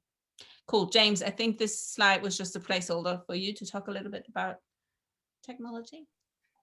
Yeah, I mean, I think the evidence going forward is that every business is going to be a technology-based business. Every business has to engage and learn to engage with technology, not just simply from its own presence, increasing its own footprint and its own ability to project efficiencies and effectiveness in what it's all doing, but also from the customer sort of end of it. And I think what I always say to people is challenge yourself to think about technology, not as it is today, but also as it will be in the future. So think about what's on the cusp of being discovered within the realms of technology. And I would say you're in one of the greatest spaces to actually engage with this, to actually be a part of this process. With the University of Essex, they have a very, very solid computer science department. They have a lot of output that comes from that particular area. I received an end of course report on all of their particular projects that they've been running, and there are some amazing technologies that these people are creating, things that are going on. But even more within that, there are technologies which I would challenge you guys to think about. How could my business be enhanced and augmented through the use of this particular technology, whether that be the use of artificial intelligence in terms of smoothing down the customer experience, the onboarding process, how does that go? How does my customer journey, how can it be enhanced? How can it be improved through the use of technology? How can I reach my customers more effectively? How can I deliver a more seamless service through the use of technology? There are new platforms, there are new technologies that are coming along. Blockchain is now no longer just simply associated with Bitcoin and with all of that area of development. Blockchain has a real core purpose in terms of developing a much more seamless experience, more participatory, secure experience online. And I think from that perspective, again, it's what kind of business am I going to want to be running in terms of that inclusivity? How do I want to make my clients feel a part of my business, a part of that journey, and a part of what we're doing? So technology is fundamental. And I think that it's, when we look at it, it's a challenge that we have to address within the business, and we have to learn how to engage with it. And we have to not be fearful of it, but we have to embrace it in terms of what it can do to actually open up and rechannel an awful lot of the outputs of our business. So for those people that have used or been a part of the things like the business model canvas, and go through each of those individual blocks, the 9 building blocks of the canvas, and ask yourself how technology facilitates, grows, improves each of those relevant areas, whether it's the customer journey, the growth of partnerships, how do I engage with technology to grow partnerships, how do I do more activities, how do I increase the level of my activities, how do I exploit more from the resources that I have within the business. And again, you know, we're dealing with finite resources inevitably at the start of our journey. We don't have the luxury of a large portfolio of assets. Rarely do we have the luxury of a large portfolio of assets. And it's well, okay, technology then fits into that particular aspect of our thinking and our business development. And the other aspect of it is, and I would always challenge you to this, where does technology fit within your core values, and maybe within sustainability, maybe within some form of ecological output, whatever it is, how does technology enhance this and this particular process? So just embrace technology from a challenge perspective. When you're designing your business models, when you're thinking about your customer journey, when you're thinking about all of those different outputs of what you're aiming to achieve, think about what technology exists now and what technology will exist in the future, and position your businesses in that particular way. Yeah, great. Yeah, if anybody's got resources outside of that, then, I mean, constantly we're looking at ways and ways of engaging with that. And I mentioned yesterday a resource or a web page which was called, I think it's called Trend Hunt or Trend, and it ultimately is a resource that can point you in the direction of what's being developed in new technologies, new ideas, new development that could then be absorbed within your business.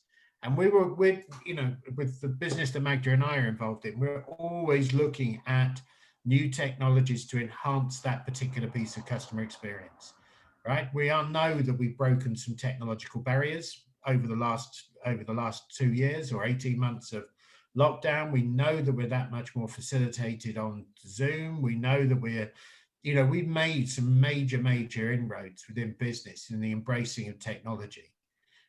Now is not the time to retreat. Now is the time to push forward with those ideas. So that's all I really wanted to say on technology. Yeah, no, I think it's also about, as you said, looking at almost like an IT infrastructure of looking at your different technology and how they all work together. So it's it's trial and error a little bit, because you kind of look for the free versions of certain things, but can you integrate them some way or another? You know, like, are they working together? Is there like output that goes from one plugin on your website that helps you? So for example, with that email marketing, you know, like integrating that into your website, then it's seamless, and then that workflow works with the email marketing. But it's then also looking at, so if you have an Asana or Trello or like ClickUp, you know, like a project management tool, are there different ways of outputting that content into something, or is there meaningful ways to share it and collaborate with your team or whatever it is? But kind of looking at streamlining and building that IT infrastructure right from the get-go, I think is key. And always think, if it's internal stuff, how does it enhance your external relationships with your customer and the customer journey in that. Cool, that's it for this section. So we are now going into lunch. So it's 20 past 12. So we meet back at 20 past 1.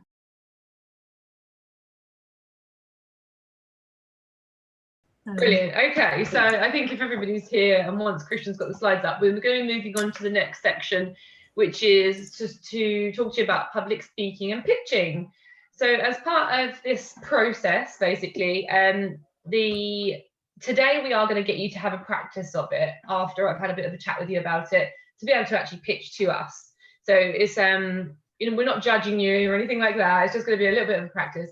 I know some of you obviously have already pitched before, because I've seen you at various events and sort of competitions that we've had, which is really good. So I know that some of you are well versed in pitching to other people, and obviously some of you may not be, which is absolutely fine as well. I think it's quite a big thing to do, to speak in front of people, and I think it can be very nerve-wracking, and it's, you know, if you've never done it before, you'll sometimes think, oh, what do I even say, or what am I talking about, that sort of thing. So this is just kind of to give you an idea of how to talk about your business or just to public speak in general, really. So Christian's going to talk about it a bit later, but like I was saying as well, it's leading up to the big pitch, which will be in October. So any of you that are interested in that want to continue over the summer with your business plan and the big pitch, this will just help you a little bit with being able to pitch later on in the year, which will actually be for funding, basically. So the slide I've got coming up next, basically it just says about this. So a pitch is always public speaking, but public speaking isn't always a pitch. And you'll always sort of know that you will speak in public quite a lot, I would say, but you're not always pitching yourself, you're not always pitching an idea, you're not pitching a business. You can just, have a lot of events where you are public speaking. But if you are pitching, oh, somebody else is trying to come in there as well. If you are pitching, then that is obviously public speaking. You tend to then be pitching yourself or an idea or a solution to something, anything like that. A pitch will be speaking to people out loud. So the differences of them, we'll just go through a little bit about what you might do when you're public speaking and what you might do differently if you're actually pitching your business idea as well. So on the next slide, just a few sort of things to run through, really. So obviously it does seem quite obvious, I would say, is to practice and prepare whenever you're public speaking about anything. Because we always want to make sure that whatever the subject is, or what we're discussing, talking about to someone, you might just be talking about a particular topic. It might not actually be your business idea, but you want to be well rehearsed, really. So making sure that you have either timed yourself doing it is a really good way. If you've actually you've got a certain slot somewhere and you've got like 5 minutes to fill, you can time that to make sure that you've got everything that you want in your head, or you've got it all in a certain way that I'm going to go onto this subject, then I'm going to move on to this and this, and just preparing it like that. You can always have notes. Some people do have sort of like little cue cards, stuff like that you can use just to sort of prompt you, maybe to remind yourself of it. And just practicing it again. I've always said to people whenever they're coming into like the pitching competitions, you can practice it just to yourself in front of the mirror, to sort of like friends, family, that sort of thing. Or if you're obviously working in you've got a business partner, you can sort of do little bits for each other as well. So it's just always making sure you are fully prepared before you go into any sort of public speaking or pitching, really, so that you don't sort of stumble over your words. I know we all can do that at times, but it's just so that you've always got it in the back of your mind what you're thinking. The next points are obviously about knowing your audience. So again, this really does depend on we've got a little note there from Krishna. Neuro-linguistic programming is a great way to get rid of your fear of public speaking. There we go. So if anyone actually has a real fear of it, that's something that you can look into from Krishna. Thank you. Yeah, about knowing your audience. It's kind of depending again on the subject matter, what you're talking about. Do you know that that audience is interested in what you're talking about, and that you're really giving them what they want to hear, that sort of thing. It's really gauging from them as well, sort of, which leads on to watching for feedback. Are they interested in it? Are they giving you sort of eye contact? Is their body language looking good as well? That sort of thing. Do they actually seem interested in what you're discussing? So it's all about sort of knowing what it is that they're actually after. Why are they here to come and see you speak, basically? What is that about? You can obviously always see sort of the feedback, like even when we do these sort of sessions, you can tell if people are engaging. You can tell, people have questions they might want to ask you whilst you're actually performing your speech to people, and that's always good because you can see that they are engaged and interested in what you have to say. So it's about always trying to watch that as you are talking. It can be difficult because you're trying to sort of think about what you want to say and that you don't want to miss any points, but whilst also constantly sort of gazing around the room to see, how they are taking in what you're saying as well. And being yourself. I think we've talked about this before, and it's always been, be yourself, and that person, like when you're talking to people, they're always buying into you. It isn't necessarily always just the business idea, your product or service. yes, obviously those things are important, but it's also about how you come across as a person and what those values you have within you and your business that people are buying into. So it's always important to be yourself. I don't think, if you're quite a shy and reserved person, there's no point in sort of going up onto a stage and doing a load of like backflips, going onto the stage and being like all comedic or something like that, because that's not you. That's not what people are interested in. Which, again, like all of it can be quite difficult because you're nervous and you think, well, I can't speak properly, but you will be able to do it. I think it's just, it does take practice and it takes time. I did mention about using possible notes. I think, okay, fine, cue cards, stuff like that. But not using a script for public speaking is probably the best way to go about it as well, because it can become quite, I say, regimented maybe, if you're sort of using a script and you're sort of going by, right, I've got to read this bit, you're not, there's not like a natural flow to what you're saying. Some of the time we may have, some of us have used scripted stuff when we've done workshops and stuff before. And it is, again, just to sort of remind you, have those key pointers. If you're using any sort of like PowerPoint presentations for any pitching, you can obviously put your notes at the bottom of that. So that might be just something that will help prompt you, but without having a full-on script, just so it's natural. Again, being yourself, that you're not sort of just sticking to, I must talk about this. And sometimes as well, I think if you've got a script, you can be so focused on that I must read it exactly like that, that you can get lost sometimes. Or someone might ask a question, and then you're like, oh my God, where was I on my script there? And I can't get back to it again. So that's why it's probably a good idea not to really follow a script, just go with the flow. And if you've prepared yourself, you know your business inside out, you know what you're talking about. You shouldn't really worry too much that you can't get back on track if someone sort of asks you a question in the middle of it. Body language, obviously I mentioned about the audience body language, but also yourself is very important. We all know sort of, open and closed body language, that sort of thing. So you don't really want to be standing up on a stage, sort of arms crossed, hunched over, not looking anybody in the eye, that sort of thing. You want to feel open and, you're welcoming those people in that are here to listen to you. You're making sure you're looking around, engaging with everybody, and that you're as interested in what they are acting like or saying as they are in you.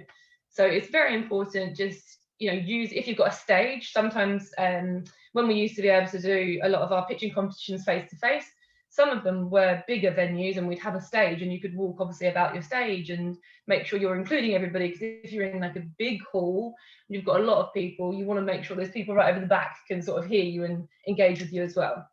So that obviously all does depend on the venue, what sort of thing you're doing. It's probably a bit more difficult now with Zoom, because you can see sort of people watching you, but you can't always tell what, how your body language is coming across for us and for you guys. It is a bit more difficult.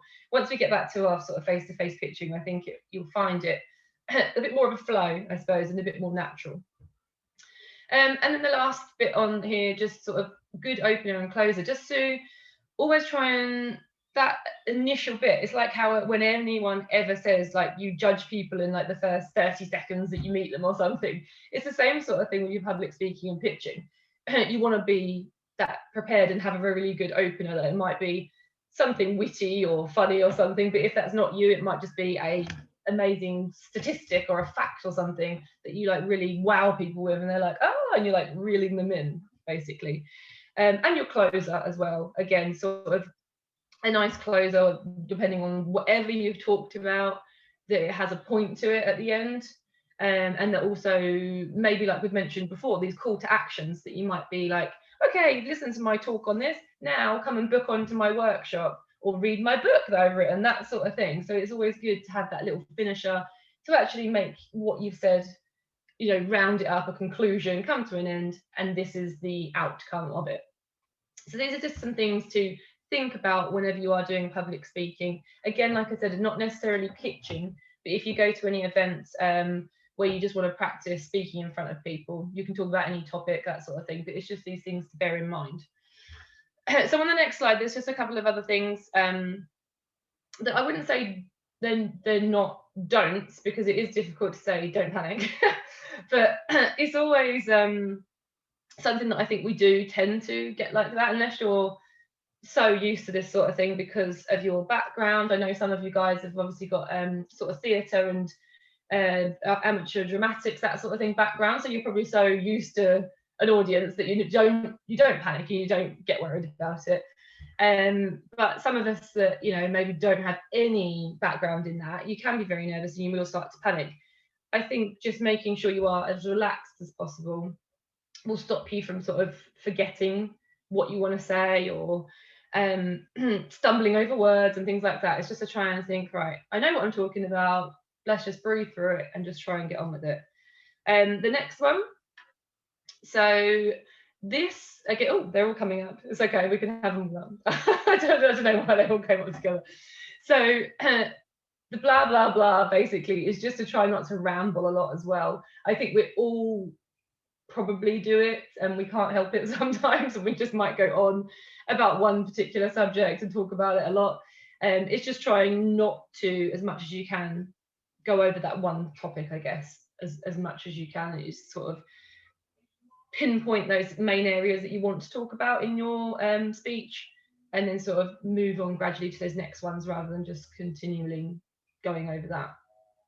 But at the same time, I have put on there jam-packed, which I think you don't want to pack in too much either, because if you think you're having 5 minutes, 10-minute slot somewhere, and you know that you're talking to people, and you can overdo it sometimes, so like overload of information, that sort of thing, where especially on Zoom, I think that can be quite a lot. We've all heard the phrase zoomed out. It can be too much of a presentation, too many slides, that sort of thing. Packing in too much can sort of bore your audience a bit, or make them even confused because they're just thinking, hold on a minute, she was talking about this a minute ago and now this, and it's just too much for us to take in. So I think it's quite an important one to factor in, just to think about, am I overloading what I'm talking about? Obviously you want to get all your points in there, but maybe make it a little bit streamlined and not so jammed full of information. We've got a few more comments coming up, which is great, thank you. Toastmasters is a great place to practice. Yeah, that is really good, because you get all the practice of that public speaking. Talk on body language and power. There's a YouTube clip there as well from Krishna. So yeah, loads of really interesting and helpful things. Yeah, you can find a lot on YouTube that will really help you if you've never done it before, or if you're slightly worried about it. Again, the eye contact thing I mentioned. So when also speaking to people, I think if anyone's ever been to a talk by anybody or gone to a show, say like the theatre or things like that, you may have noticed at some point that you do get sort of a bit of eye contact from somebody on the stage, and I think that's always really good, because you can see that they are talking to you. So don't like sort of stare somebody out, is what I'm saying, but make sure that you're glancing at a lot of different people and that you are giving them eye contact, maybe for each sort of section that you're talking about. If we're talking about one bit, you can sort of give eye contact to that person and then going on to the next and just gradually looking over to a different person. Just again, that sort of engaging with your audience, making them feel like you are talking directly to them. I think that sort of pulls them into what you're saying as well, and makes them feel like, yeah, I do understand what you're talking about. And that's just a nice way to think about it. So not overdoing it, not sort of staring at people, but making sure you're including your audience and giving them that great eye contact. I've put a little bit about fidgets here. Now, I'm probably known for doing this, I think we all are, how we use our hands so much. And whenever we're talking, we're very, gesticulating, I think isn't it? And it's a good thing to do that, but I think, especially if you're standing up on a stage, is trying not to be walking all over the stage too much, because you're nervous, or just because when you talk, sometimes you don't realize you're doing it. So just trying not to sort of look fidgety and uncomfortable. Gradually walking across the stage and things like that, it's great, because you're including, again, all your audience. You're making them aware that you're actually talking to everybody, not just those people in the front row, but just not being too fidgety, too handsy, that sort of thing. And then lastly, it's about also being able to project. I think that can be quite difficult as well. So sometimes you might come across, especially if you're quite a quiet person, you might have a quiet voice, and you don't always want to sort of project to a whole audience. Sometimes obviously you'd have a microphone if it's a big hall or something, but it's just thinking about that as well, making sure that your voice is heard properly, that what you're talking about is not so so quiet that people are just like kind of, I'm not really understanding what you're saying, or that the word actually I'm trying to think of has literally just gone from my head. So I was trying to think for you to sort of talk about, but yeah, it's basically just the carries, like that the voice carries. Yeah, no, it's just volume, connotation, pronunciation. Yeah, I think pronunciation and things like that. Yeah, it's along those sort of lines is what I'm trying to think of. Sorry. I think the heat's getting to me. Yeah, and it's just making sure that everyone's understanding what you're saying, basically. That sort of thing is what I'm trying to get at. So we can move on to that next slide.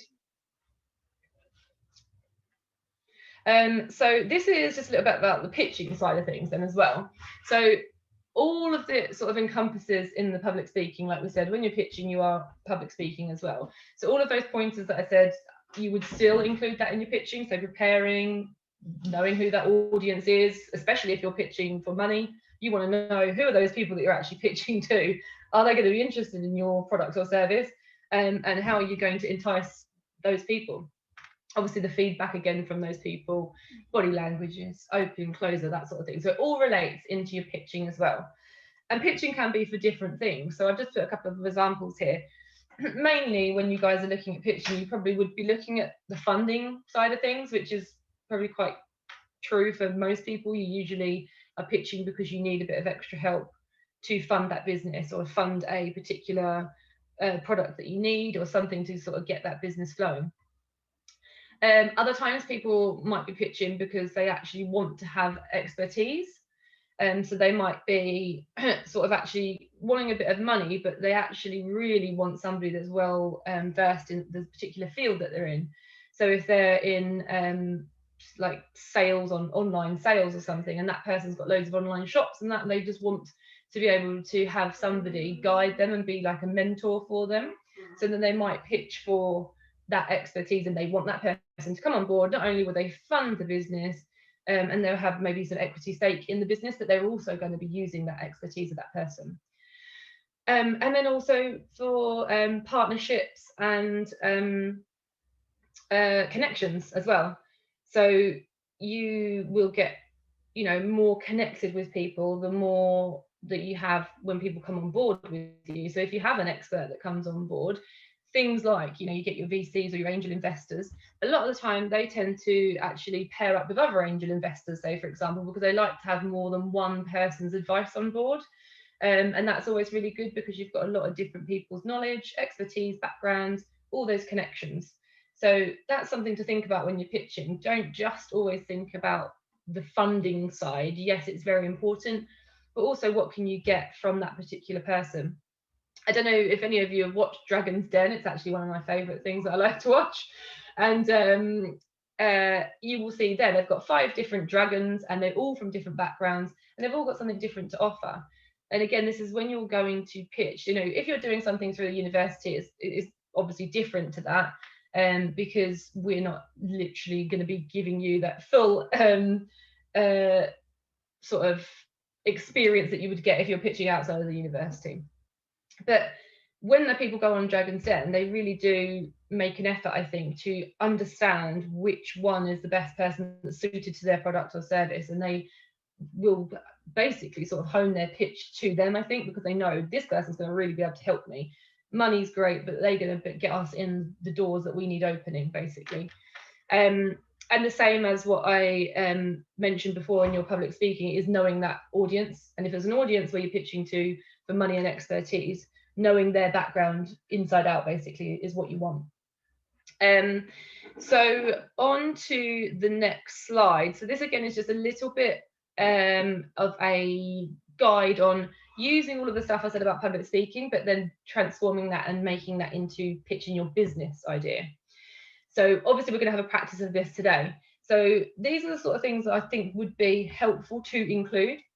I've put tagline at the start, so it might be So my business, for example, that me and Alexa have together is like princess parties. So if any of you have ever seen these, they've become quite popular now, but we've been doing it for about 5 or 6 years, I think. And at the time, it was quite a new thing where you would have children's birthday parties and you've got all like the Disney characters sort of thing. And we go along to those parties dressed up as like the Disney princesses. So you might be thinking when you're opening your pitch to people, what is it that you want them to know? So I'm saying my business is called Once Upon a Dream Princess Parties. It is for, you know, delighting children at birthday experiences from real life princesses, that sort of thing. So whatever it is that business idea is, you want to be able to really right at the beginning explain what that idea is and have that little tagline that just explains it. It can be very quick. Oh, we've gone off of the page there. It doesn't have to be a massive big spiel, like it can literally just be a sentence, but you are then explaining what it is that business is, because I think sometimes we are so caught up sort of that we know what our business is that we just assume everybody else does. Is everything okay, Christian? You looked a bit worried there.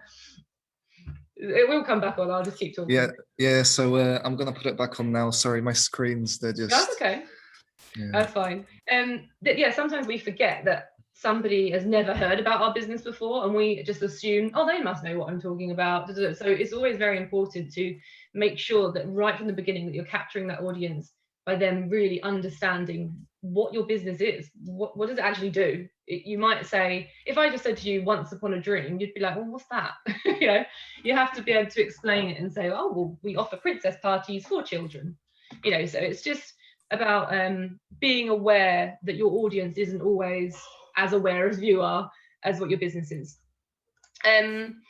Christian hasn't got it back up, but we could go on to the next bit anyway. So also you want to be able to discuss what your problem, the problem is. So we've talked about this if anyone's ever come to our workshops before, that what sort of problem or pain point are you working on for your customer?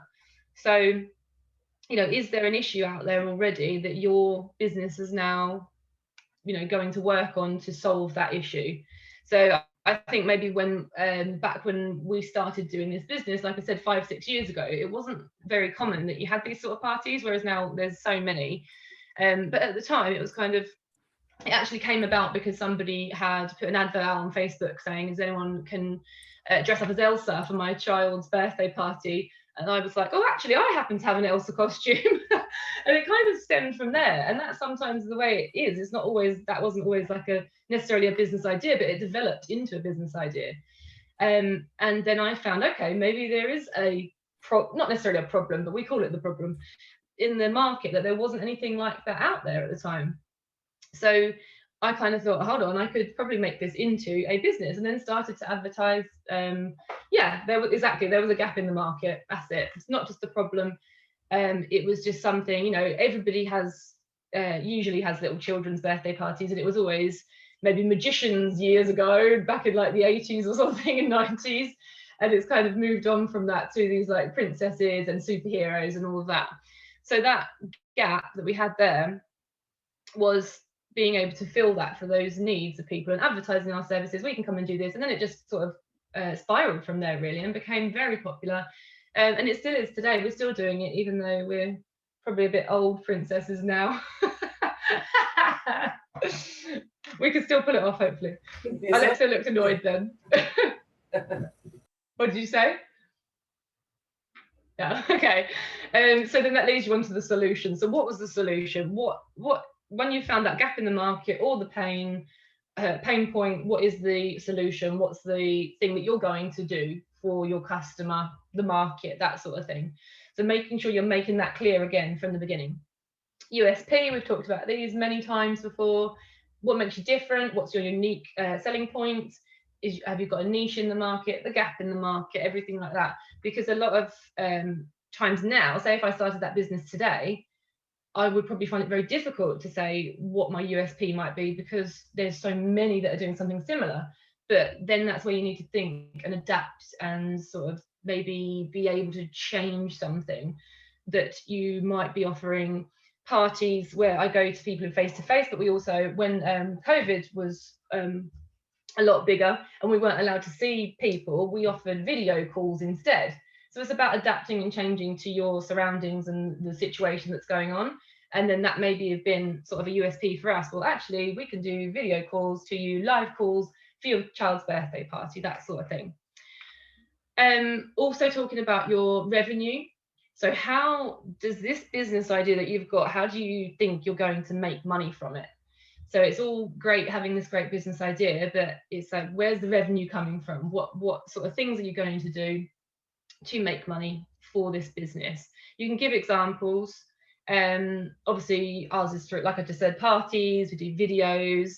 You could always expand it even more. You could sort of start selling little princess gifts. We actually did a princess camp a few years back where we got children to come, and we actually made them into a princess for the day. They got a little tiara, they got a certificate, and all these sorts of things. So it's just about sort of how are the different ways that you can channel those revenues into your business.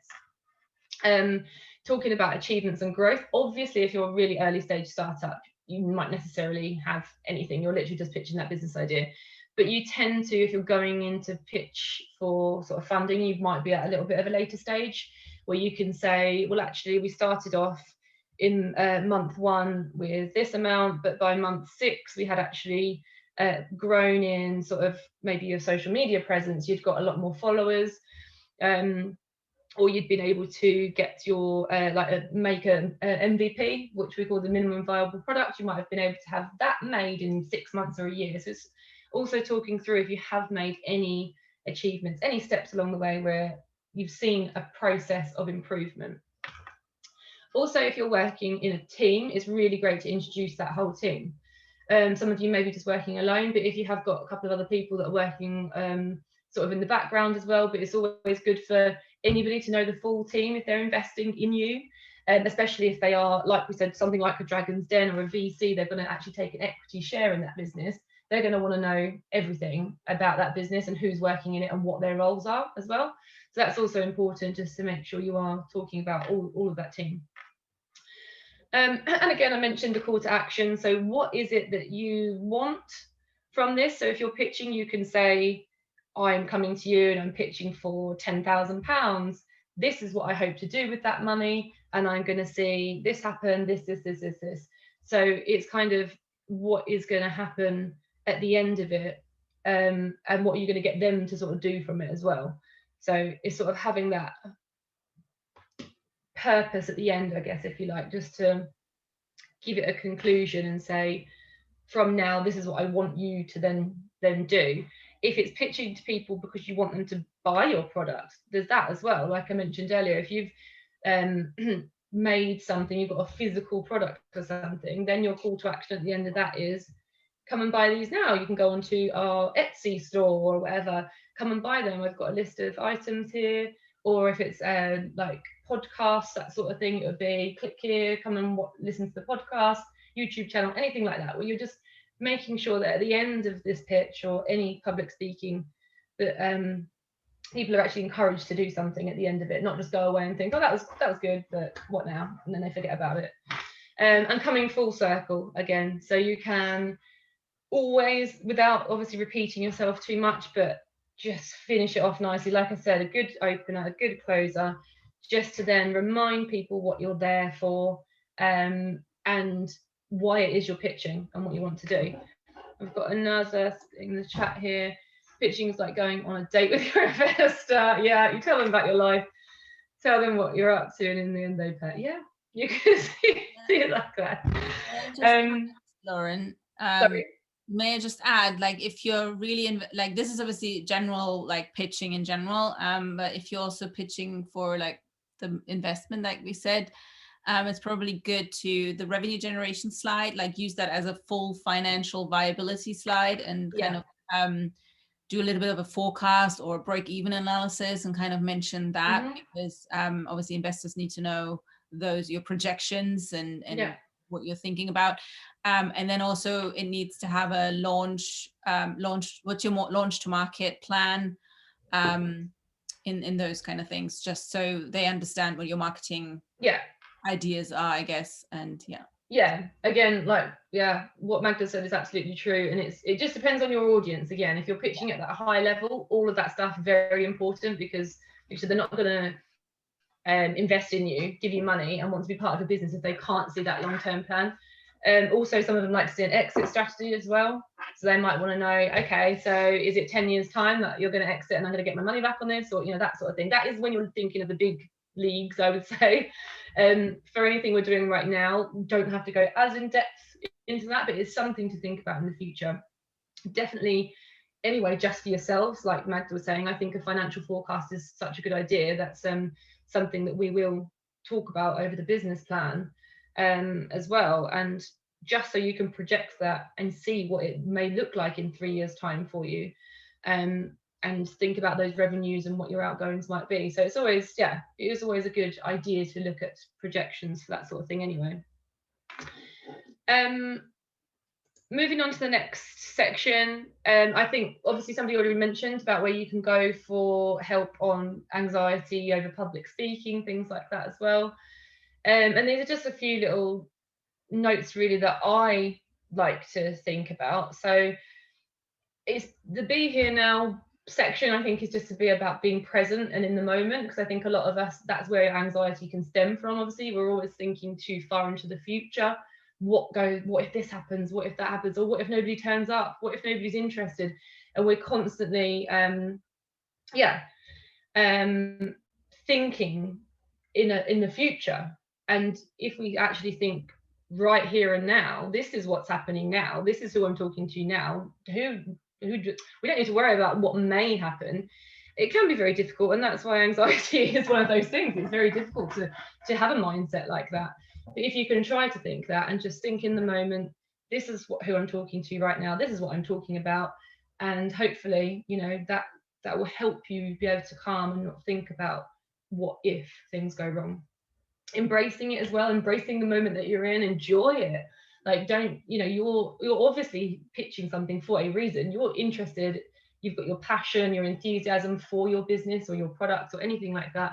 So it is really about enjoying that moment that you're able to be in, and that you've actually got people listening to you and they're interested in what I'm saying, and they're going to listen to my business idea. I think that's really exciting, and it should be something that's embraced by everybody. Krishna's also got can help with anxiety and NLP psychology. There you go, less than 30 minutes. Wow, I think anyone who wants to book in with Krishna after today, and anybody's got any anxieties about public speaking, he's your man. Again, the whole thing of believing in yourself also, like Krishna, also can be a very difficult thing, because we do doubt ourselves a lot, and we think we're maybe not good enough for this, or nobody's going to be interested in what I've got. But I think that's half the battle there. Like at the beginning, it's always people are interested in you, your why, your reason, your passion, your enthusiasm for what you're doing. And I think if you can bring that across in any pitch that you do to people, then they're going to be much more enthusiastic about it as well, because they can see that you are. And I think that's that belief in yourself that you can do that, and bring that across to people. I think that is it is a battle. Again, it's something difficult. You can look at the links that Krishna said, and then obviously other YouTube things if you're not necessarily on that wavelength, because not everybody is. We don't all think the same way. Being focused obviously is a huge one as well. Focus on the reason why you're there, what you're doing, what's your what do you want the outcome to be. You know, all of this sort of thing is just really focusing and channeling your mind on those things. I want somebody to listen about my business, and I want them to be able to invest in me so I can start to build a website or something like that. You know, those that focus on why you're there and what you're doing. And then lastly on this bit, don't be afraid of silence. I think also that's another thing that can scare people a lot, when there's sort of like gaps and you're like, oh, everybody's quiet, no one's saying anything. And that might be the time when you're sort of thinking, oh God, I can't remember what I was going to say next, or, you know, that sort of thing, or I wonder if anyone's interested in it. But if you have to take that minute, maybe not a minute might be a bit long when you're public speaking, a few seconds, that you need to just regroup in your head. And you think, I just need a couple of seconds, right, I need to get back on track, and that's it. don't ever be scared that you've left it with a gap and you're quiet, unless it is a long time. Obviously, then you can apologize and say, oh, you know, I've lost my train of thought. We all do it. I've literally just done it earlier when I couldn't think of a word. So it's just, it's something that don't be worried by it, because I think the more you worry, the worse it gets, and the more you'll forget and stumble. So if there's a little pause, fine, not an issue at all. Moving on to the next slide, then there's just a couple of different things that you might use within your pitching. So we're going to do something that's called an elevator pitch today. So it's basically pitching your business idea within 60 seconds. So they call it an elevator pitch because basically, as you can see, you should be able to pitch your business idea or yourself or something to somebody in the time it takes you to get in the elevator and go up to the 10th floor or whatever, and you're pitching it to that person in there. So it should be something that you can fit into a small amount of time, but you can get all your points across to that person. And that's something we're going to practice today. It can be quite difficult because obviously you want to pack it, like I said, don't jam pack it, but you want to have all those important points in there.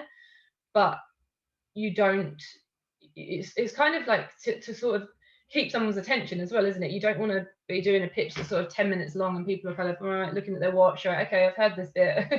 Is it getting on a bit? So it's always great to be able to have that skill, because then anywhere you are, if you're at a conference or if you're at sort of a networking meeting, if you can actually talk to somebody about your business that quickly and you can get all those main points across, I think that's really important that you can do that, and that then they're interested, and then they'll ask you more questions about it, and then obviously you can go into a proper conversation.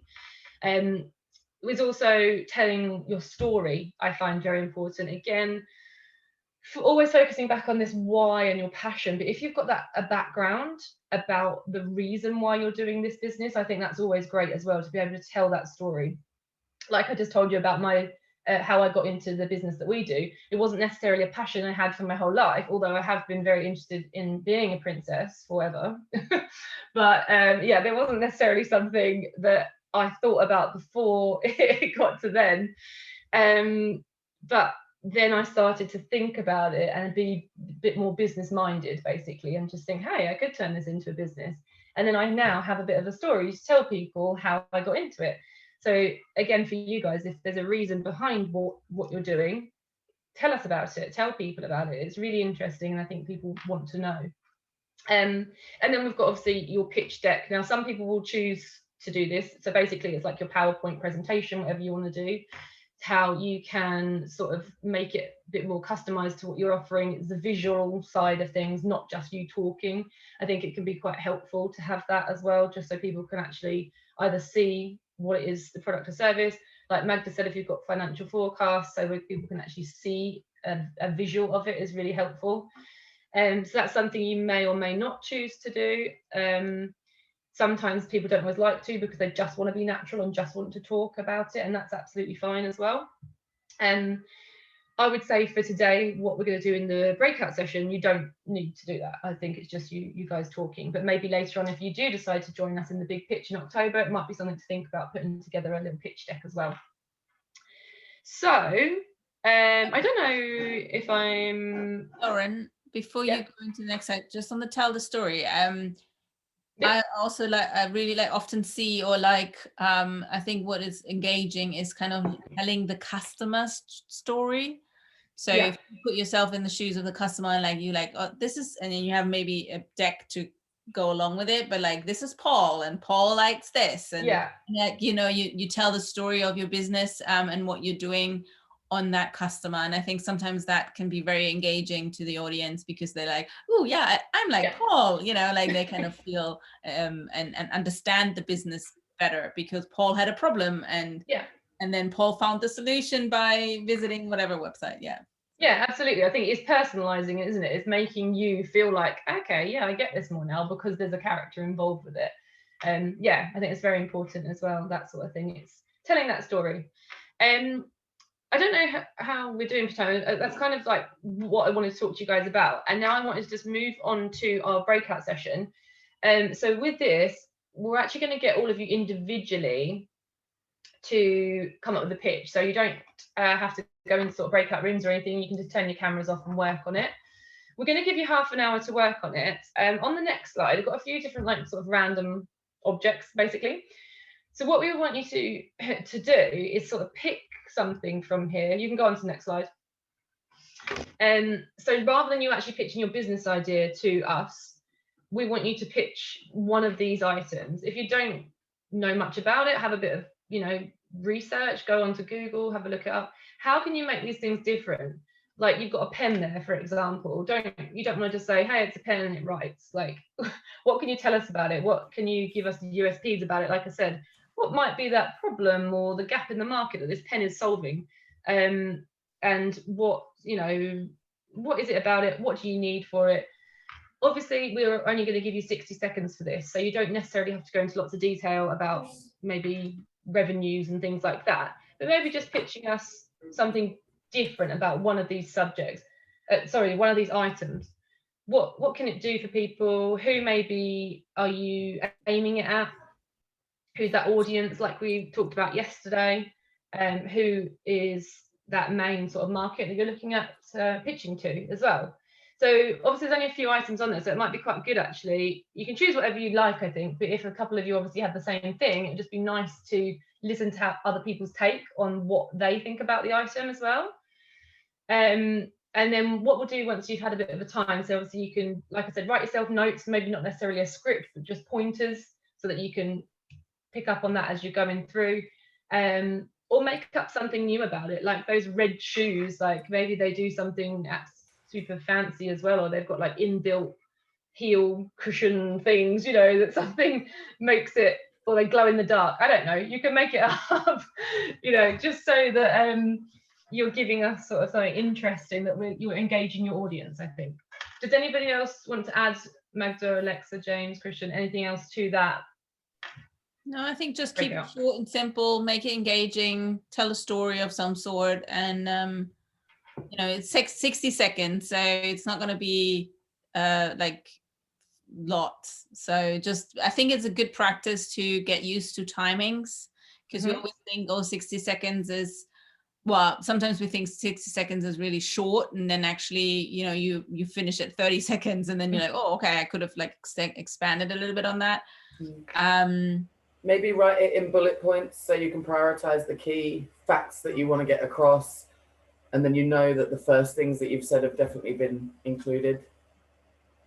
I would also add, just think about your, you know, your pitch and your tenor. You've got to raise the energy levels when you go in, and you've got to keep and maintain those. You're not going to be able to sustain high levels of energy over the 60 seconds, which you certainly need at the beginning to pique the interest of the listener. They have to be brought into what you're saying at a very early point, because if you start out and you lose the interest very quickly, it's incredibly hard to get that back in play. So get that energy level up right at the beginning. I was just going to say, so Krishna has asked whether he can pitch his own idea. Should we be nice, or, because I think it's quite a challenge pitching a new item.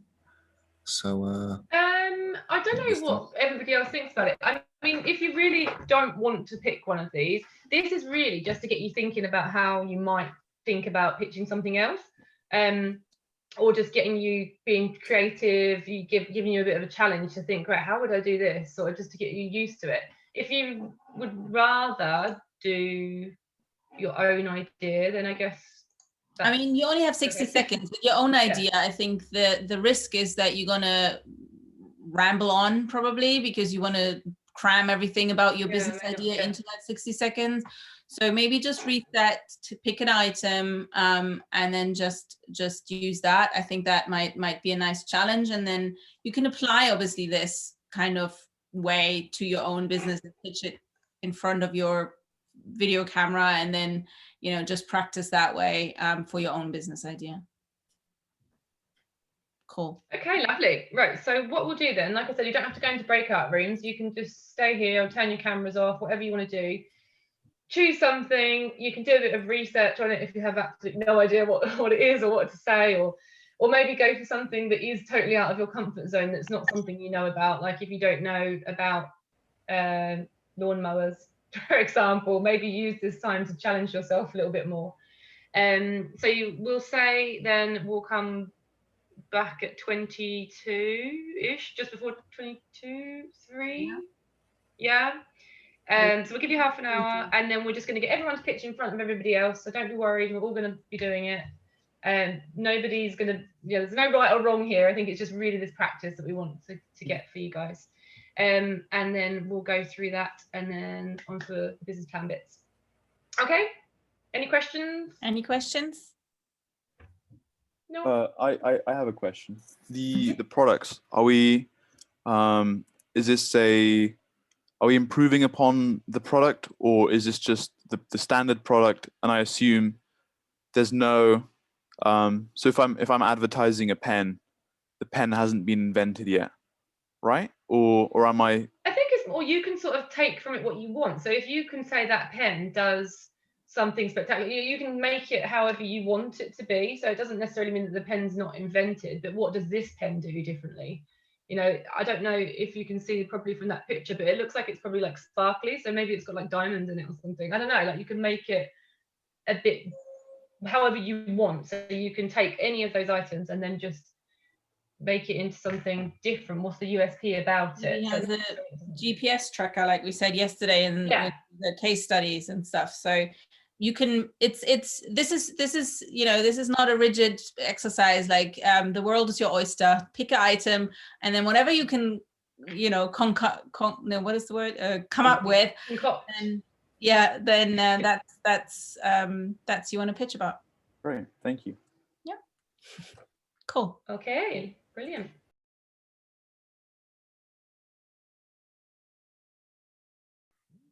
Hi, you okay for me to have a chat?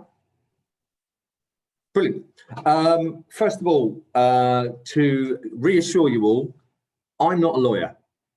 I'm an entrepreneur, and I am going to tell you a story about experiences that I hope you will learn from.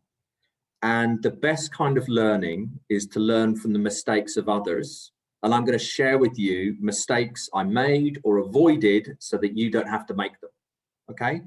So I'm going to share with you, I'm going to take you through a presentation, and there'll be some questions there that unfortunately we won't be able to go into today.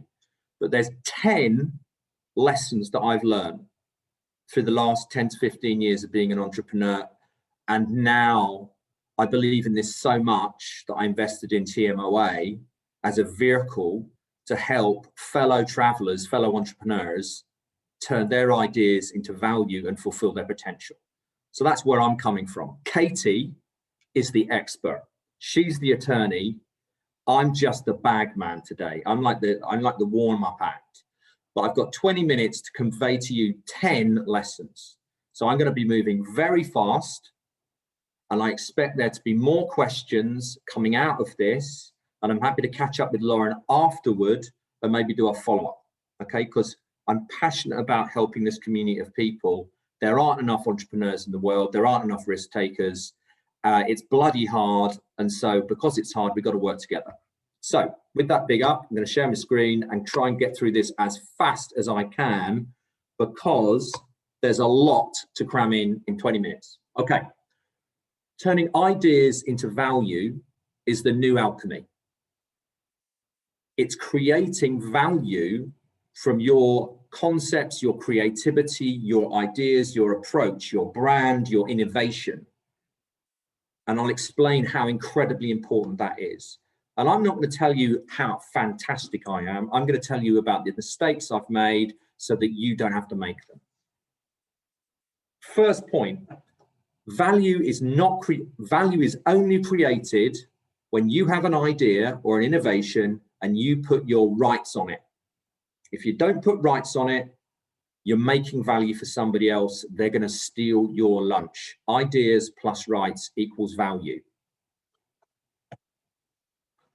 True case, true example. This is a business, this is the rise and fall and then rise again of a highly branded biocide business. Funnily enough, it's my father's business and it was my first entrepreneurial turnaround. I just happened to be in the right place at the right time, having done 20 years in corporate land, and I'd had enough. So this business grows and grows and grows and grows, built on fantastic brands. Okay, this Lensmark, the Trigene brand, and then it's subject to a hostile takeover. And what the barbarians at the gate do is they annex all of the brands. So for a market company, imagine Mars not being able to sell Mars bars, or Coca-Cola not being able to sell Coke, because they took out the brands, they took out the trademarks, they took out the URL, and they thought, right, now you're buggered. Now you're going to come to us groveling to sell us the remainder of your business. And they gave them tuppence halfpenny for it.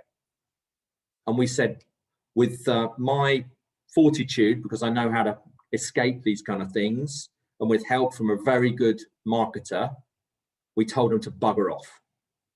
We rebranded, and the sole piece of IP that remained, because it happened to be not recorded properly, we'll come to that in a second, was this circle with the cross in it, which is why you see the circle and the cross in it on the left going up, and then 2 instances of the circle of the cross between 2006, 2011, 2011, 2016. And just on that one piece of IP, we were able to build a £5 million business.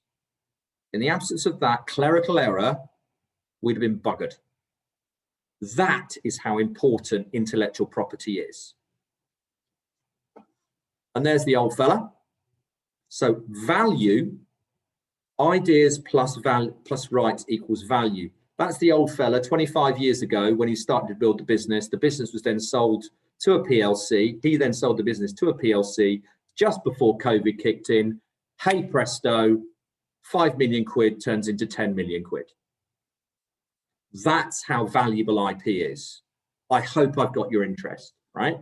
So what I want to take you through is why, what, how, where, and when, because that's the stuff I'd wished I'd known. Why is this important? We live in a world where the value of ideas is increasingly important, where technology is delivering transformational change, and intellectual property rights secure value. That's why we are in a world where ideas have never been more important. So much so, proof of the pudding, guys. Here's some stats that show you now 90% of the value of the businesses in the S&P 500 is based on their intangible assets, their trademarks, their goodwill, their know-how, their patents, their URLs, their client community, their clients, their customer loyalty. Customer loyalty is just another name for brand loyalty. Brand loyalty is loyalty to a trademark. And if you strip all that back, you strip all the IP away, they're worthless. Think of Facebook, Apple, Google, any branded consumer goods business, any apparel manufacturer. What's Louis Vuitton without Louis Vuitton? Nothing. And so creating a brand identity and also securing the value of your innovations is not just critical, it's everything. Well, let's not exaggerate. It's not everything, it's 90%. So why else? We live in a world of extraordinarily dramatic change. There's 6 drivers there. I'm not going to go through them all. You can see them, you'd recognize them. Which drives gains and losses, where you can use intellectual property. Lesson 1, you can use intellectual property rights to create a monopoly. Okay, so Pepsi and Coca-Cola have created a duopoly in the drinks market because there is so much brand affinity that people wouldn't consider, or would very rarely consider, picking up a different beverage if they're into that kind of brown fizzy water. That enables them to charge extraordinarily high margins for what amounts to fizzy water, and enables them to grow faster at lower risk into new markets. That's the gains. And the same goes for trademark, for patent, for design right, and we'll talk more about those in a second. Lesson 2, in terms of losses, because we now live in a global economy which is enabled by the internet, passing off which is the unregistered use of your intellectual property on the internet, where people basically setting up pop-up shops and ripping your ideas off, is as big a threat as formal IP infringement. And I'd argue now it's an even greater threat, because some people who want to rip you off don't even register IP against you, they just use it. So you've got to watch out for that and be ever vigilant, because it's happening all the time in every geography, 24/7. So, question for you, think about what forces of change are most important to you in terms of the products or the services you're pitching, why, and what are you going to do about it? Because commerce is all about identifying opportunity, and an opportunity results from change. If there was no change, there'd be no opportunity, there would be no risk and return. So what can you protect? Where do you get your rights? Inventions, we all know about patents. Brands and identities, we know about trademarks and logos. Designs, every time you look at a car, a BMW or any form of car, they are distinctive and they cannot be copied, because the way that the wheel arch curves, the front of the car, and the way the grille looks is a registered design. And that registered design creates a monopoly that means it cannot be copied. Not just the logo, but the look and feel of that product is registered and cannot be copied, cannot be infringed. Creative works, copyrights. Think about the movie industry and the value of Marvel and Star Wars. Those are creative works that are now worth billions, and the copyright protection on those works is what matters. Think about internet presence. What are you now if you don't have a registered internet domain? And all of these things need to sit together, which is why I say lesson 3, make sure your trademark, your domain name, your social media identity are all available before you start a marketing campaign. Otherwise, and they're not registered to somebody else. Otherwise, you're going to be burning cash and you're going to have to recant and start all over again. Also, lesson 4, I'm sure you've heard a lot about patents and how they secure monopoly rights. I mentioned their design rights, registered designs. The Pepsi Cola bottle is a registered design. The grill on automobiles, the look and feel of a Dyson Hoover is both a patent and a registered design. So it creates a monopoly. And so registered designs are far, far cheaper and easier than patents, but they deliver the same outcome, which is a barrier to competition. And IP rights is all about protecting your interest and creating a barrier to competition so that you can benefit and keep others off your lawn. So that's what. So what are your most important and valuable assets when it comes to intellectual property in terms of the articles you're pitching, right? Maybe it's the design of the product. Maybe it's the brand and the logo and the client loyalty, customer loyalty you're trying to build. Maybe it's the distinctive look and feel of that child's toy. The major point is you want to prevent people from ripping you off and stealing your lunch by copying your idea. That's what IP law is about. So how do you do it? This is how that business we saw at the beginning, the rise and fall and rise again of Trigene, did it. Patents. And it used, and I'll talk about patents in a second, it patented the method of delivery, the method of application, the formulations. Patents is long and hard work. It's difficult to secure in certain areas, and it's often the go-to investment, but actually it's bloody hard yards. Trademarks is where the body of the value in that business is stood. 80% of the value of that business was eroded as soon as those trademarks were taken off it. Registered designs, you see that bottle in the left-hand side, distinctive square cubical bottle. Couldn't get a patent for the bottle, so we registered designed it to create a barrier. Copyright, less so in this case, but regulatory compliance is something I haven't spoken about. There are so many laws now that you have to comply with in terms of EU regulations. The compliance with those regulations itself creates a barrier to entry. And so if you can get over if you can comply with regs, it's another form of intellectual property. It's a form of know-how that puts you in what we call a walled garden. And a walled garden is a place that is safe from competitors who can't get over the wall. And so once you're in the walled garden, in that safe place, competition, the intensity of competition goes down. And so the price you can charge for your product goes up. You have more buyer power, you have more supplier power. So that's how we rebuilt the value of this business using IP. Lesson 5 and 6. When doing a patent, if you are going to do a patent, there are a variety of routes you can take. I found, to my great benefit and learning, I was going to go the wrong way, and then somebody gave me advice. The international patent process, you want to create options. The value of options is enormous because that way you don't have to put all of your chips down on the table at once. The longer you can take with overarching protection to work out how you're going to do something, the better it is for you.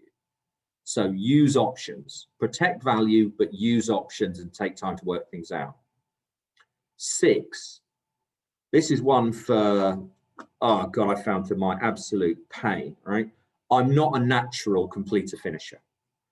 And by golly, intellectual property is all about the devil being in the detail. If you can't prove the date your idea or innovation or creation was created and you didn't copy somebody, and if you can't prove that it's owned by you, you have no value. And that's where infringement arises and challenge arises. So your bookkeeping, your record keeping needs to be staggering from the get-go. I'll explain more about that in a second. So, question, how have you protected your most valuable IP assets? And as important, this isn't just about protection, it's about positioning yourself in the marketplace so you can deliver further value. And so you're ready to grow. And so many IP lawyers think protect, protect, protect, when actually IP is there to enhance and generate further value. So as an entrepreneur, we want to be thinking about the value of IP, not the risk associated with it, because 80% or 90% of the value of your business is wrapped up in this asset. So now, get in there. Where? Hugely important point. This is the real nub of what screwed up that business in the first place. The IP was in the wrong place. It was exposed to trading risk. It was in the trading company and subject to hostile takeover. Every business I set up now, I put all of my IP in an IP holding company, which is insulated from trading risk, that nobody can get at. It's behind a firewall, right? Because if you do that, it's insulated from all trading risk, from all hostile takeover. And so you build rights safely. And then the big takeaway is you can't be hit by barbarians at the gate. And secondly, if your trading company, due to COVID or whatever else happens, goes down, becomes insolvent, if all of your IP is in a trading company, guess who gets that IP? The insolvency practitioner. You lose everything, everything. And it's then sold to the highest bidder. And what you'll see is, even if you weren't subject to hostile takeover, your number one enemy walking down the street wearing your clothes, right? Your life's work goes to the highest bidder. Don't let that happen. Put your IP in an IP holding company where it's safe, and then don't trade the IP holding company. Just keep it there in the background with licensing revenue coming in and assignment coming back down. And even better, that then enables you to franchise your ideas to other trading companies and then cut them off at the knees if they're not following the licensing agreement, because you just revoke the license, they've got nothing to trade with. It gives you absolute control. Do that, keep yourself safe. And you know that if your business does go down, the day after, you can start over again, because you own the IP, which is 90% of the value. So where is your IP held? Is it exposed to risk? Is it exposed to hostile takeover? Is it exposed to the unforeseen, COVID, regulatory change, whatever it is that's going to knacker your trading company? If so, put it somewhere safe. When? Biggest question we get asked by entrepreneurs. So what I've done is rather a messy slide, but bear with me. At the top, we've got the product life cycle. You start from an idea, you end up with something that's generally available. And then overlaid on top of that, we've got funding cycle. And this is normal for you. This you should kind of recognize this or get familiar with these stages. Self-fund, friends and family, early stage venture capital or angel investment, and then the big boys come in, or big boys and girls come in round 3, where you've really supercharged your idea. And if you don't have your rights, you might have the best idea in the world, but nobody's going to invest in you because they're invested. You're building on sand if you do not have rights. So what do we say? Clarify ownership of your IP and all of your documentation at all times, from idea through to generally available. Okay? You've got to have all of your admin nailed down. This is 90% of the value of your creation. And so you've got to complete and finish the job in terms of your IP rights, folks. Because if you don't, or you're working very hard and not very smart, and you're basically making money for other people because they're going to come and steal your lunch, just like it did to my parents, which is why I'm so animated about this. So get it right from the get-go, secure your ownership and your rights, and make sure that it's crystal clear at all times. Make sure you set up the IP co early. And I'll just focus on 2 lessons, 9 and 10, the final lessons I want to give you. As soon as you start making waves in the market, big business with no imagination and deep pockets with money to burn will try and steal your lunch, as sure as eggs is eggs, right? It's been done since the pyramids. So be ready long before. And that means clarity of ownership, clarity of rights, rights taken out, blah, blah, blah, right? IP holding company. And then lesson 10, actually it's changed. I wanted lesson 10 to be different, which is, oh no, I think I had it on the previous slide, which is, I'm just going to go back to, I beg your pardon, I'm getting carried away. Too much passion, Paul. Right, lesson 8. So lesson 7 was insulate rights. Lesson 8, really important. I thought this was going to be on the final slide. Before you take out a loan, and you'll hear the term all asset debenture. If you hear the term all asset debenture or read it, stop. Put that thing down, because what that says is you cannot move any asset out of that company once you've taken this loan out. And the bank owns or has control over all of your IP, right? And they can choose what you do with it. So before you have that, before you sign an all asset debenture or take out any form of finance, move your IP to a holding company, because that means you've still got control of it. I cannot emphasize that enough, because as soon as you sign an all asset debenture, your control gone. Sorry about that. Really wanted to make that point. Bloody important. Finally, lesson 10, and this goes back to this point about infringement. Stay alert to it, either formal infringement or passing off on the internet. Stay vigilant, make sure you're aware and stay alert to it, and find ways of staying alert to it. Because unless you protect your rights against infringement or passing off, if you don't defend yourself, you'll lose them. A right not defended is a right lost. So be aware of that. And actually, let me reassure you, when you come to doing early stage VC and investment, if they see a track history of right infringement and then action to protect and then success, they will be absolutely bloody delighted, because that means your IP rights have stood the test of time. They've been challenged and they've come up great. That gives investors huge confidence. So, what are you going to do now? Because this presentation is not some anodyne chalk and talk kind of thing. It's real. This is real life, and you can work incredibly hard and lose everything if you don't do the right things. And I'm hoping that through sharing with you these 10 really personal lessons that helped me through making them and learning them by error, find the right way to turn ideas into value, the new alchemy. I want to pass that knowledge on to you, and for you not just to know what to do, but to take action accordingly. That's me. Fantastic. So, yeah. So obviously, I think we've got maybe 5 minutes. So has anyone got any questions that they'd like to just ask? Just quickly. First of all, guys, I'm just like, just can you put one of those thumbs up or whatever? Can you tell me, did that make sense? 3, 4, 5. Oh, okay. Yeah. So it's real.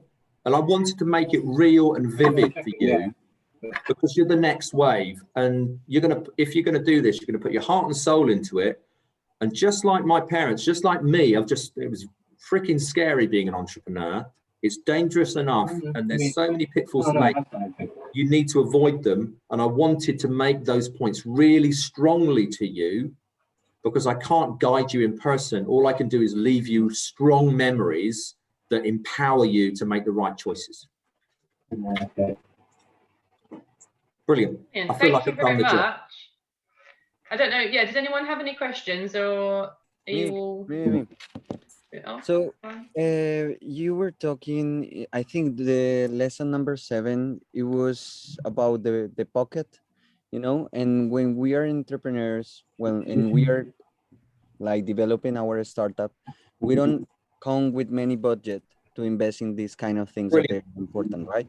Brilliant question. So what is your advice for that initial stage? And yeah, so that's a fantastic question just to finish on, actually. Got a headline, right? As an entrepreneur, as somebody who's exactly the same problem, I've experienced that, and it sucks and it's rubbish. It's like the cost, the dramatic cost of getting IP rights is a barrier to protection, because you don't have budget. Because of that, I told the team when I acquired TMOA, we need an alternative to this. And so what we now do, and you should push your provider to do this, because it's crackers. The market is crackers. We offer people the ability to pay for that right over 12, 24, 36 months. So you want to take out all this protection up front, but you don't have the money. It's a catch-22, and you start earning money. And by the time you start earning money, you're getting infringed left, right, and center, because people want to steal your lunch. Take the protection out early and insist on a payment plan. We say pay for it on subscription. Now, who doesn't have an app, right? You use your phone, you buy stuff on subscription now. We say buy it on subscription. IP is the only asset that you use for at least 10 years and you pay for upfront, through the nose. It's nonsense. It's crazy. So you're absolutely right to identify that point, Juan. That's why we've developed this approach, which enables you to invest early and correctly and to get security up front, and then pay for it over the lifetime of your opportunity. Otherwise, you're the one carrying all the risk, and that's wrong. So really go into battle and get your elbows out and say, no, I want to pay for it like this. And if people don't give you that, pick up the phone to us. And this isn't a sales call or anything like that, but I do recognize the problem, and I want to transform the bloody world of IP services to make it more applicable and relevant and supportive of the lifeblood of the economy, which is the entrepreneur. Fantastic. And I think I echo Paul's opinion. If you've got any further questions or need any further support, please do just drop me an email or email the website. Lauren, you've got my details. Yes, I will make sure they are answered by either myself, Paul, or another expert at the TMY team. Yeah, if you're happy for me to share, I was going to just say that obviously if anybody has questions following on from today's session in the future, I can pass on Katie's details and I'd be more than happy to help, I'm sure. Yeah, definitely. And whilst I can't share the whole the deck, I'm happy to, Katie, I'm happy to share the final slide with the 10 points. So at least you can keep that in mind, guys.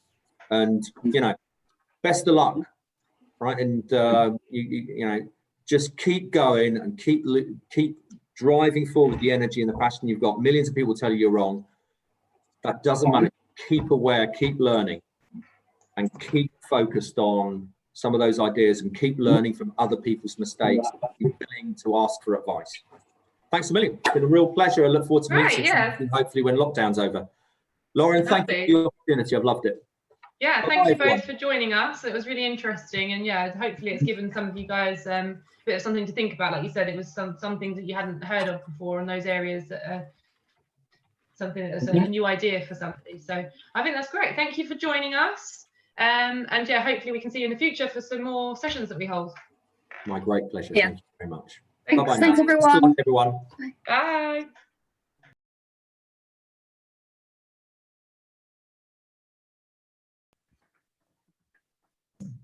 Cool. So pressure's on me after all those wonderful pitches. You know, I have to now pitch the big pitch to you, as it were.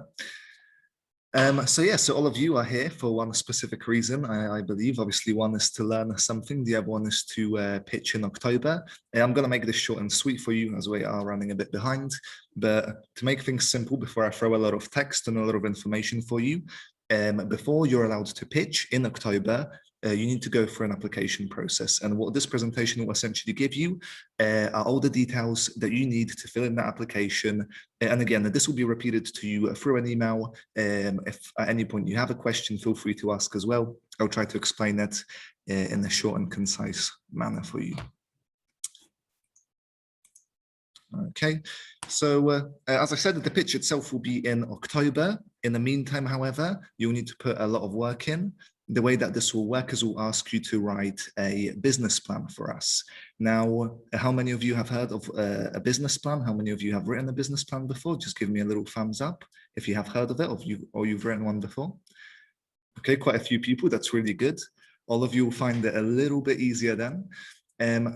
So what we'll do essentially in the weeks leading up to the big pitch is we're going to ask you to fill in the different sections of a business plan. It won't be structured like a normal business plan. We'll do it slightly differently to make it easier on you. I'll explain you the structure in a second. But the way that it will work, we'll ask you for one part of it. You can send it to us. We'll do a bit of checking. We might provide you with some feedback on the business plan itself. You can implement those changes, et cetera, et cetera, et cetera. Then we'll send that back to you. You can send us the other section and so on and so forth until you go through the entire plan. With each section, you can arrange a one-to-one with us. Again, we're more than happy to discuss these things with you. Although it is a competition, in the end of the day, we want you to learn something and we want you to do your best. So feel free to take that opportunity on. And again, when we provide you with some feedback or if you don't know anything, come to us. It's not like from the moment that the competition starts, we won't be able to talk to you. Please talk to us. We want you all to do well. But yes, so that covers it. You must submit each and every single section. So we'll assign it to you on Monday. You will need to turn each section in the following Monday by 9 a.m. And yeah, you obviously have to complete each section in order to enter the big pitch. If at any point, and I'm sorry to say this, you fail to meet the deadline, we will need to disqualify you from the competition. So just a little disclaimer there. Just 1 second before you move on, sorry. It won't be every single week. Some sections, like bigger sections, are we allow a little bit longer. So like the financial section is a little bit longer and the marketing plan is a little bit longer.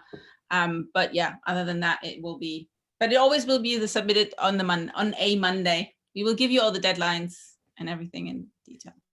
Yeah, actually, and now that Magda's mentioned this as well, chances are the pitching part of the whole competition will be held on Zoom, but depending on the way that university continues to react to obviously easing of the lockdowns and stuff, we could do it face-to-face. So you could have a repeat of this. So just brace yourself. There's a small chance that you might pitch face-to-face. No pressure there. It's really fun. We were as happy as we appear in the photo. This was not staged at all. So it is great fun. So we're sure you enjoy it as well. But it is a bit different. It is a bit different pitching face-to-face as it is to Zoom. So make sure you practice both a little bit. So business plan, what sections can you expect? Again, I'll go through each one in detail just so you know what to expect. But again, at market and competitor analysis, we were trying to drill this one into you the entire day yesterday. So you have all the bit of information that you can possibly need there. Again, rewatch it, look at the slides again. USP mission statement, products and services. Sorry, if there's a question, happy to answer it. I'm not sure if that's a question.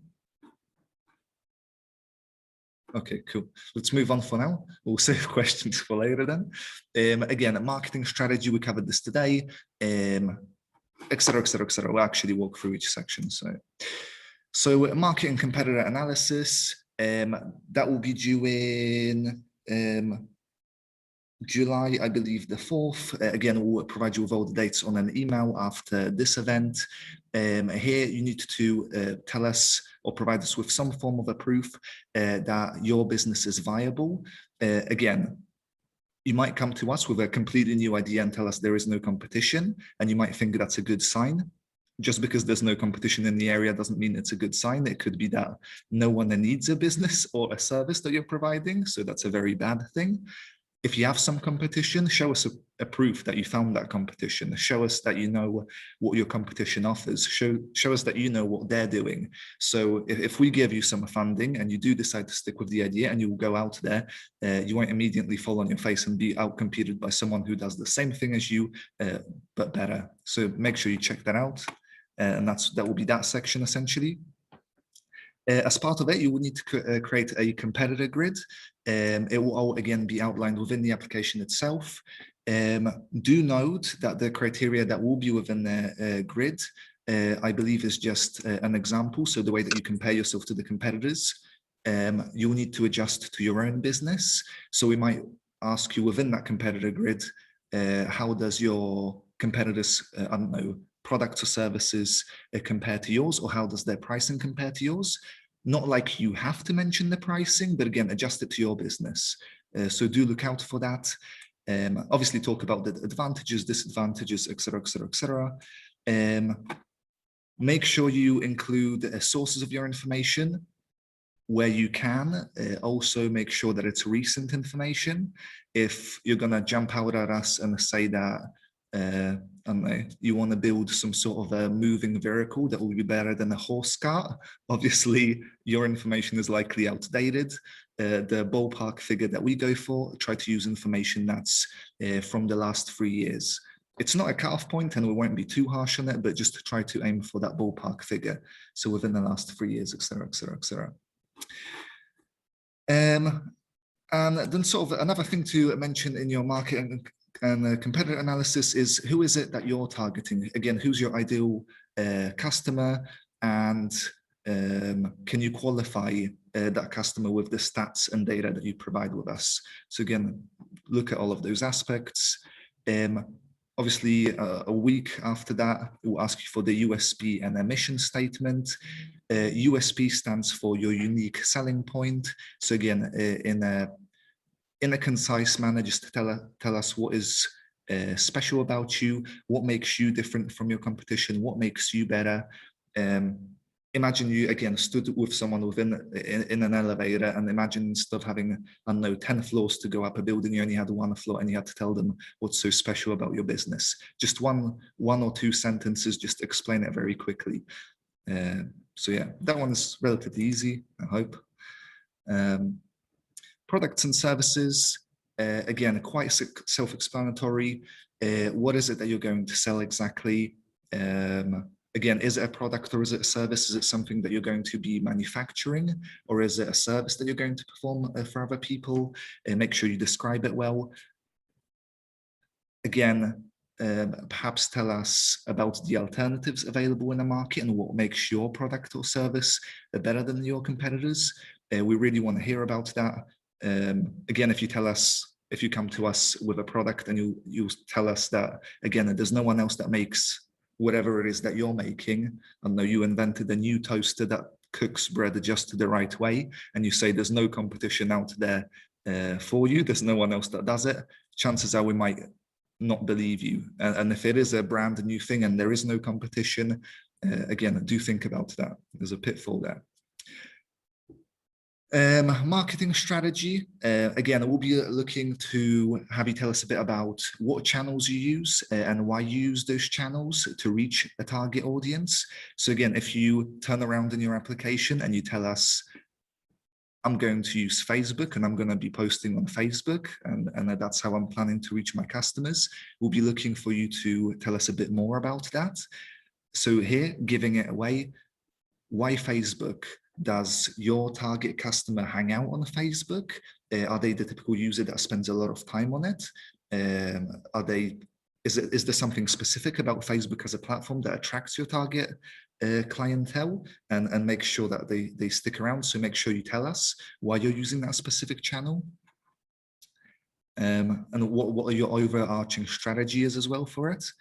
Another thing is, what sort of marketing activities will you do on that channel? So again, and not just posting, what is your strategy for it?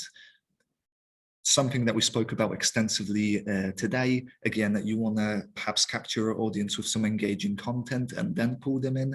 I mean, Magda has gone into it in depth, so I'm not going to tread on that territory, but make sure you use that and make sure you develop a strategy and you share it with us within that application. So again, another thing to think about.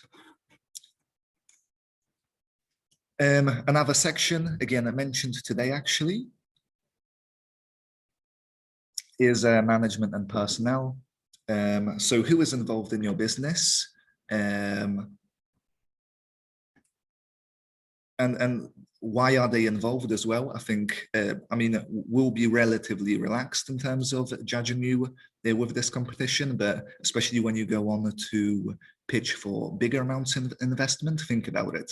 If you have a team and several members of that team are not serving any specific purpose, from an investor's point of view, that's not going to look very good. They're just baggage. They're just people there that take their weight, take a portion of the shares. They're not contributing anything. So in this section, whenever you have people who are involved, whenever you have people who are part of the team, why are they the best people to lead that team? Do you have someone who is creative and will sort out your branding and marketing for you and all the creative stuff? Do you have someone who, if you're manufacturing something like skin products, do you have someone who is really passionate about it, who really knows what they're doing and won't give people rashes and allergic reactions? So think about it. Really justify who is within that team and what they're doing there. So again, this is where you justify your role as well and why you're the best person to start that business as well. So again, hugely important. If I wanted to start, I don't know, my own, what do I not do?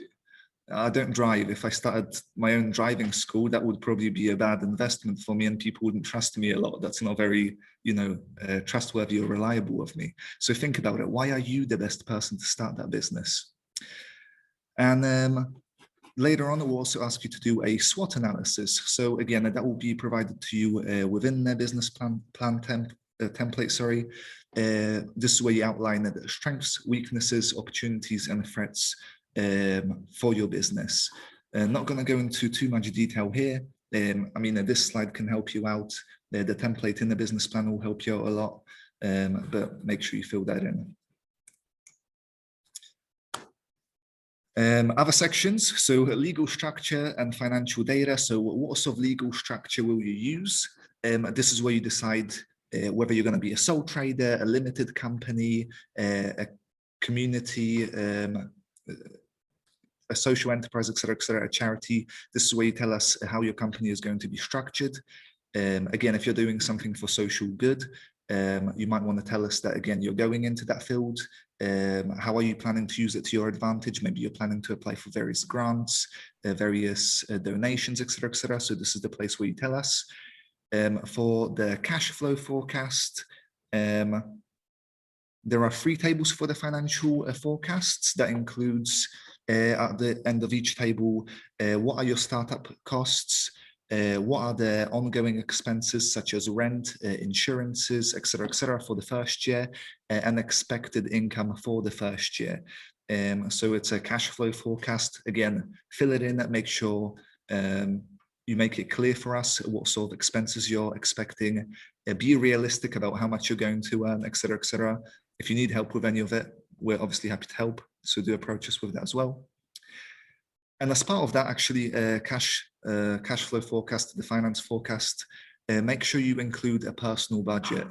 A lot of people, when they start off a business, they're like, this is what my business is going to cost me, but they don't include their own personal upkeep in that.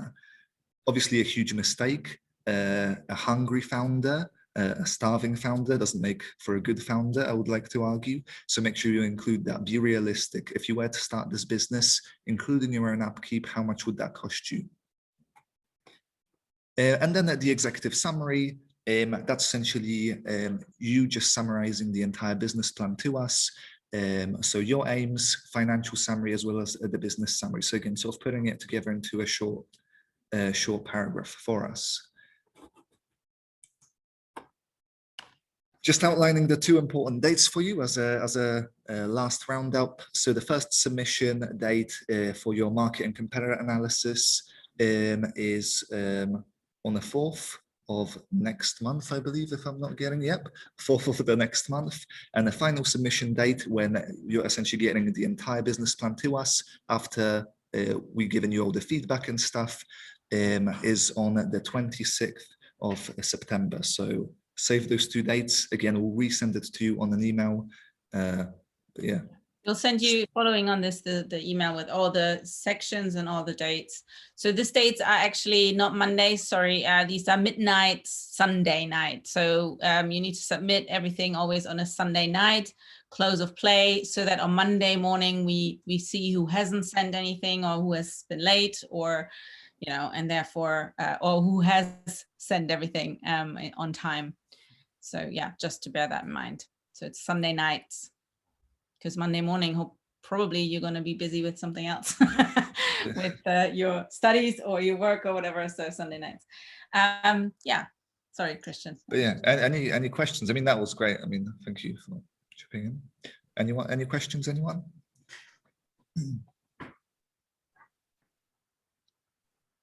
You are either very confident or Krishna?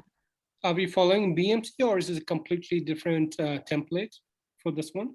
It's different. So a business plan is different to BMC. BMC is essentially a compressed version of a business plan, if that makes sense. Yeah, it's a different way of looking at it. BMC is a business model, so it just looks at the elements within your business, whereas a business plan is literally, basically a business plan is building the story of your business. So that's why when you reshuffle it at the end, you will see the structure of the business plan is a different one, or the order of the business plan is a different one than how we want you to write it, because how we want you to write it is like almost like a funnel. You start with the market research, very broad. What are the trends? What is the industry like?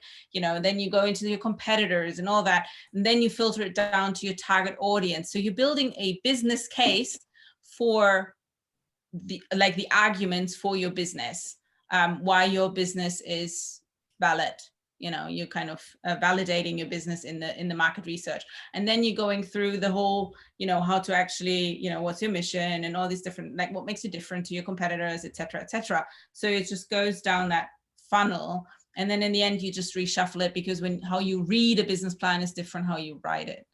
But yeah, it's much more in depth. So I would expect market research is at least 2 pages with competitor analysis and target audience. So you can obviously keep it short and simple, but make sure you argue your case and have good stats, and always have references. Don't forget the references. Have a reference page at the end. You would need to always credit where your information is coming from. But yeah, so it's a bit of it's only, I mean, see this as an example. So even if you're not necessarily going for pitching, because for funding, like big funding in the future, and your business doesn't need, you know, seed fund and angel investors and whatnot. So technically you don't need a business plan per se. Like if you want to need a bank loan or whatever, if you don't need that in your business, then you don't need a business plan. But still, this exercise, because it's a draft version, it's not going to be, you have a final, very first version of your business plan, and this is a living document that you're going to work with over the years. But just see it as an exercise to go from, you know, to do that, because I think you learn so much about yourself and your business by going through the steps. Does that make sense? Yes, thank you very much. Good. Any other questions before we wrap it up?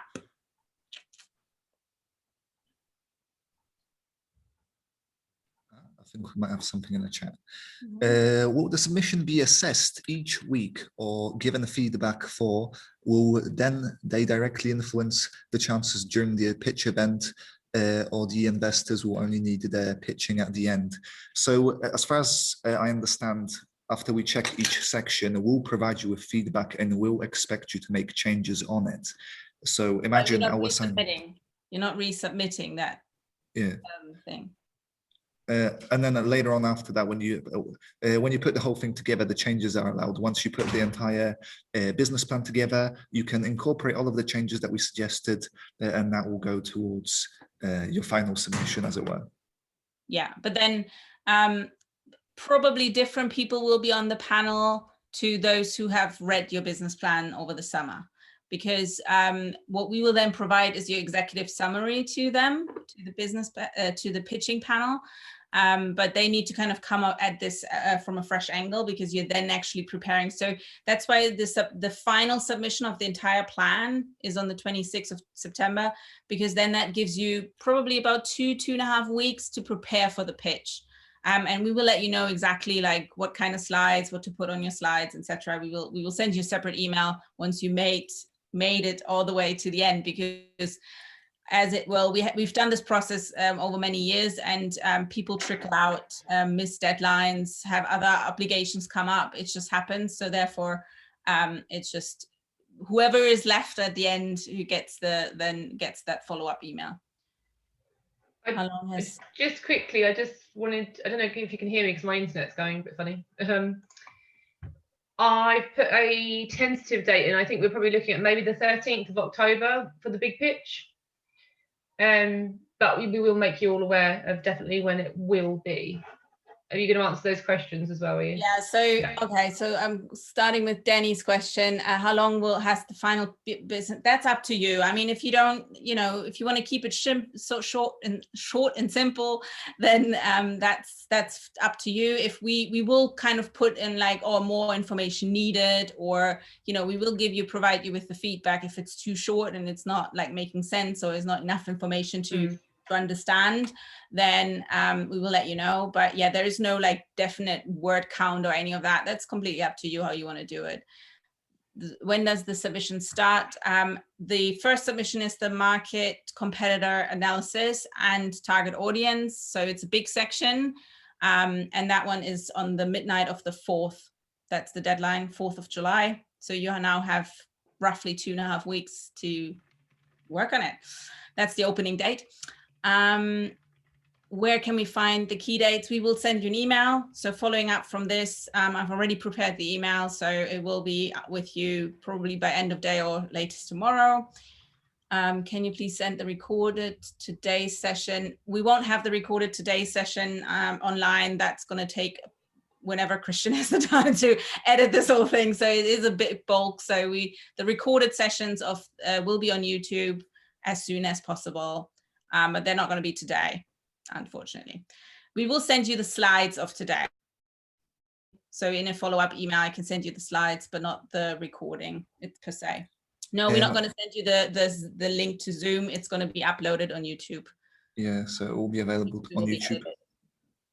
The pitch itself will be either online or in person. We don't know yet. So depending on, it might be a hybrid, depending on what the university is allowing us to do in terms of on campus. If it is on campus, it's going to be in Colchester, like similar to this image, like on the Innovation Center, which is behind us, behind the photographer in this image. But it might also be maybe those who can't make it in person because you're in a different country or wherever, then it might be online for those. For the startup visa application, can we use the same business plan? The startup visa application doesn't need a business plan. It only needs the business model canvas. So it's a shorter version. So, but you're working on the same thing. So the business model canvas is like that nine building blocks, that one canvas with all the value proposition, customer segments. So you can work on that first potentially, and then, but the business plan is so much bigger. Like you can have a 50 page fully fledged business plan, whereas the business model canvas is just one sheet. That makes sense. Off the topic, but when will the Innovation Center reopen? I have no idea. Oh, the Innovation Center is actually open. Yeah, but I'm guessing you mean Studio X part. Yeah, the Studio X part isn't open yet, and we don't have any knowledge yet about when exactly. We will announce it on the newsletter probably and social media once we get a date. Yeah. When can we access the application template? What do you mean application template for the business plan? I assume that's There's not an application template. It's just this is just the order. So like each section that Christian just told you, that's just the order. So however you want to write it is completely up to you. There is no real template. It's just each section. We will ask you in the email, you will see like market competitor analysis and target audience. And then we ask questions and you can just answer them for yourself and conduct that analysis. And I will attach the competitor grid on it. We will attach also a Princess Trust template because they've put together like a nice, it's not necessarily the order that we're going to follow, but they have some, like when it comes to about your customers, they have some in-depth like also questions to ask you to prompt you kind of writing more about your customer. So it might be a nice reference or resource to look at. So we attach that too. We also attach the empathy map and the customer avatar, because again, they will help you in creating that who is my target audience section. That was very fast, rattling on all the questions.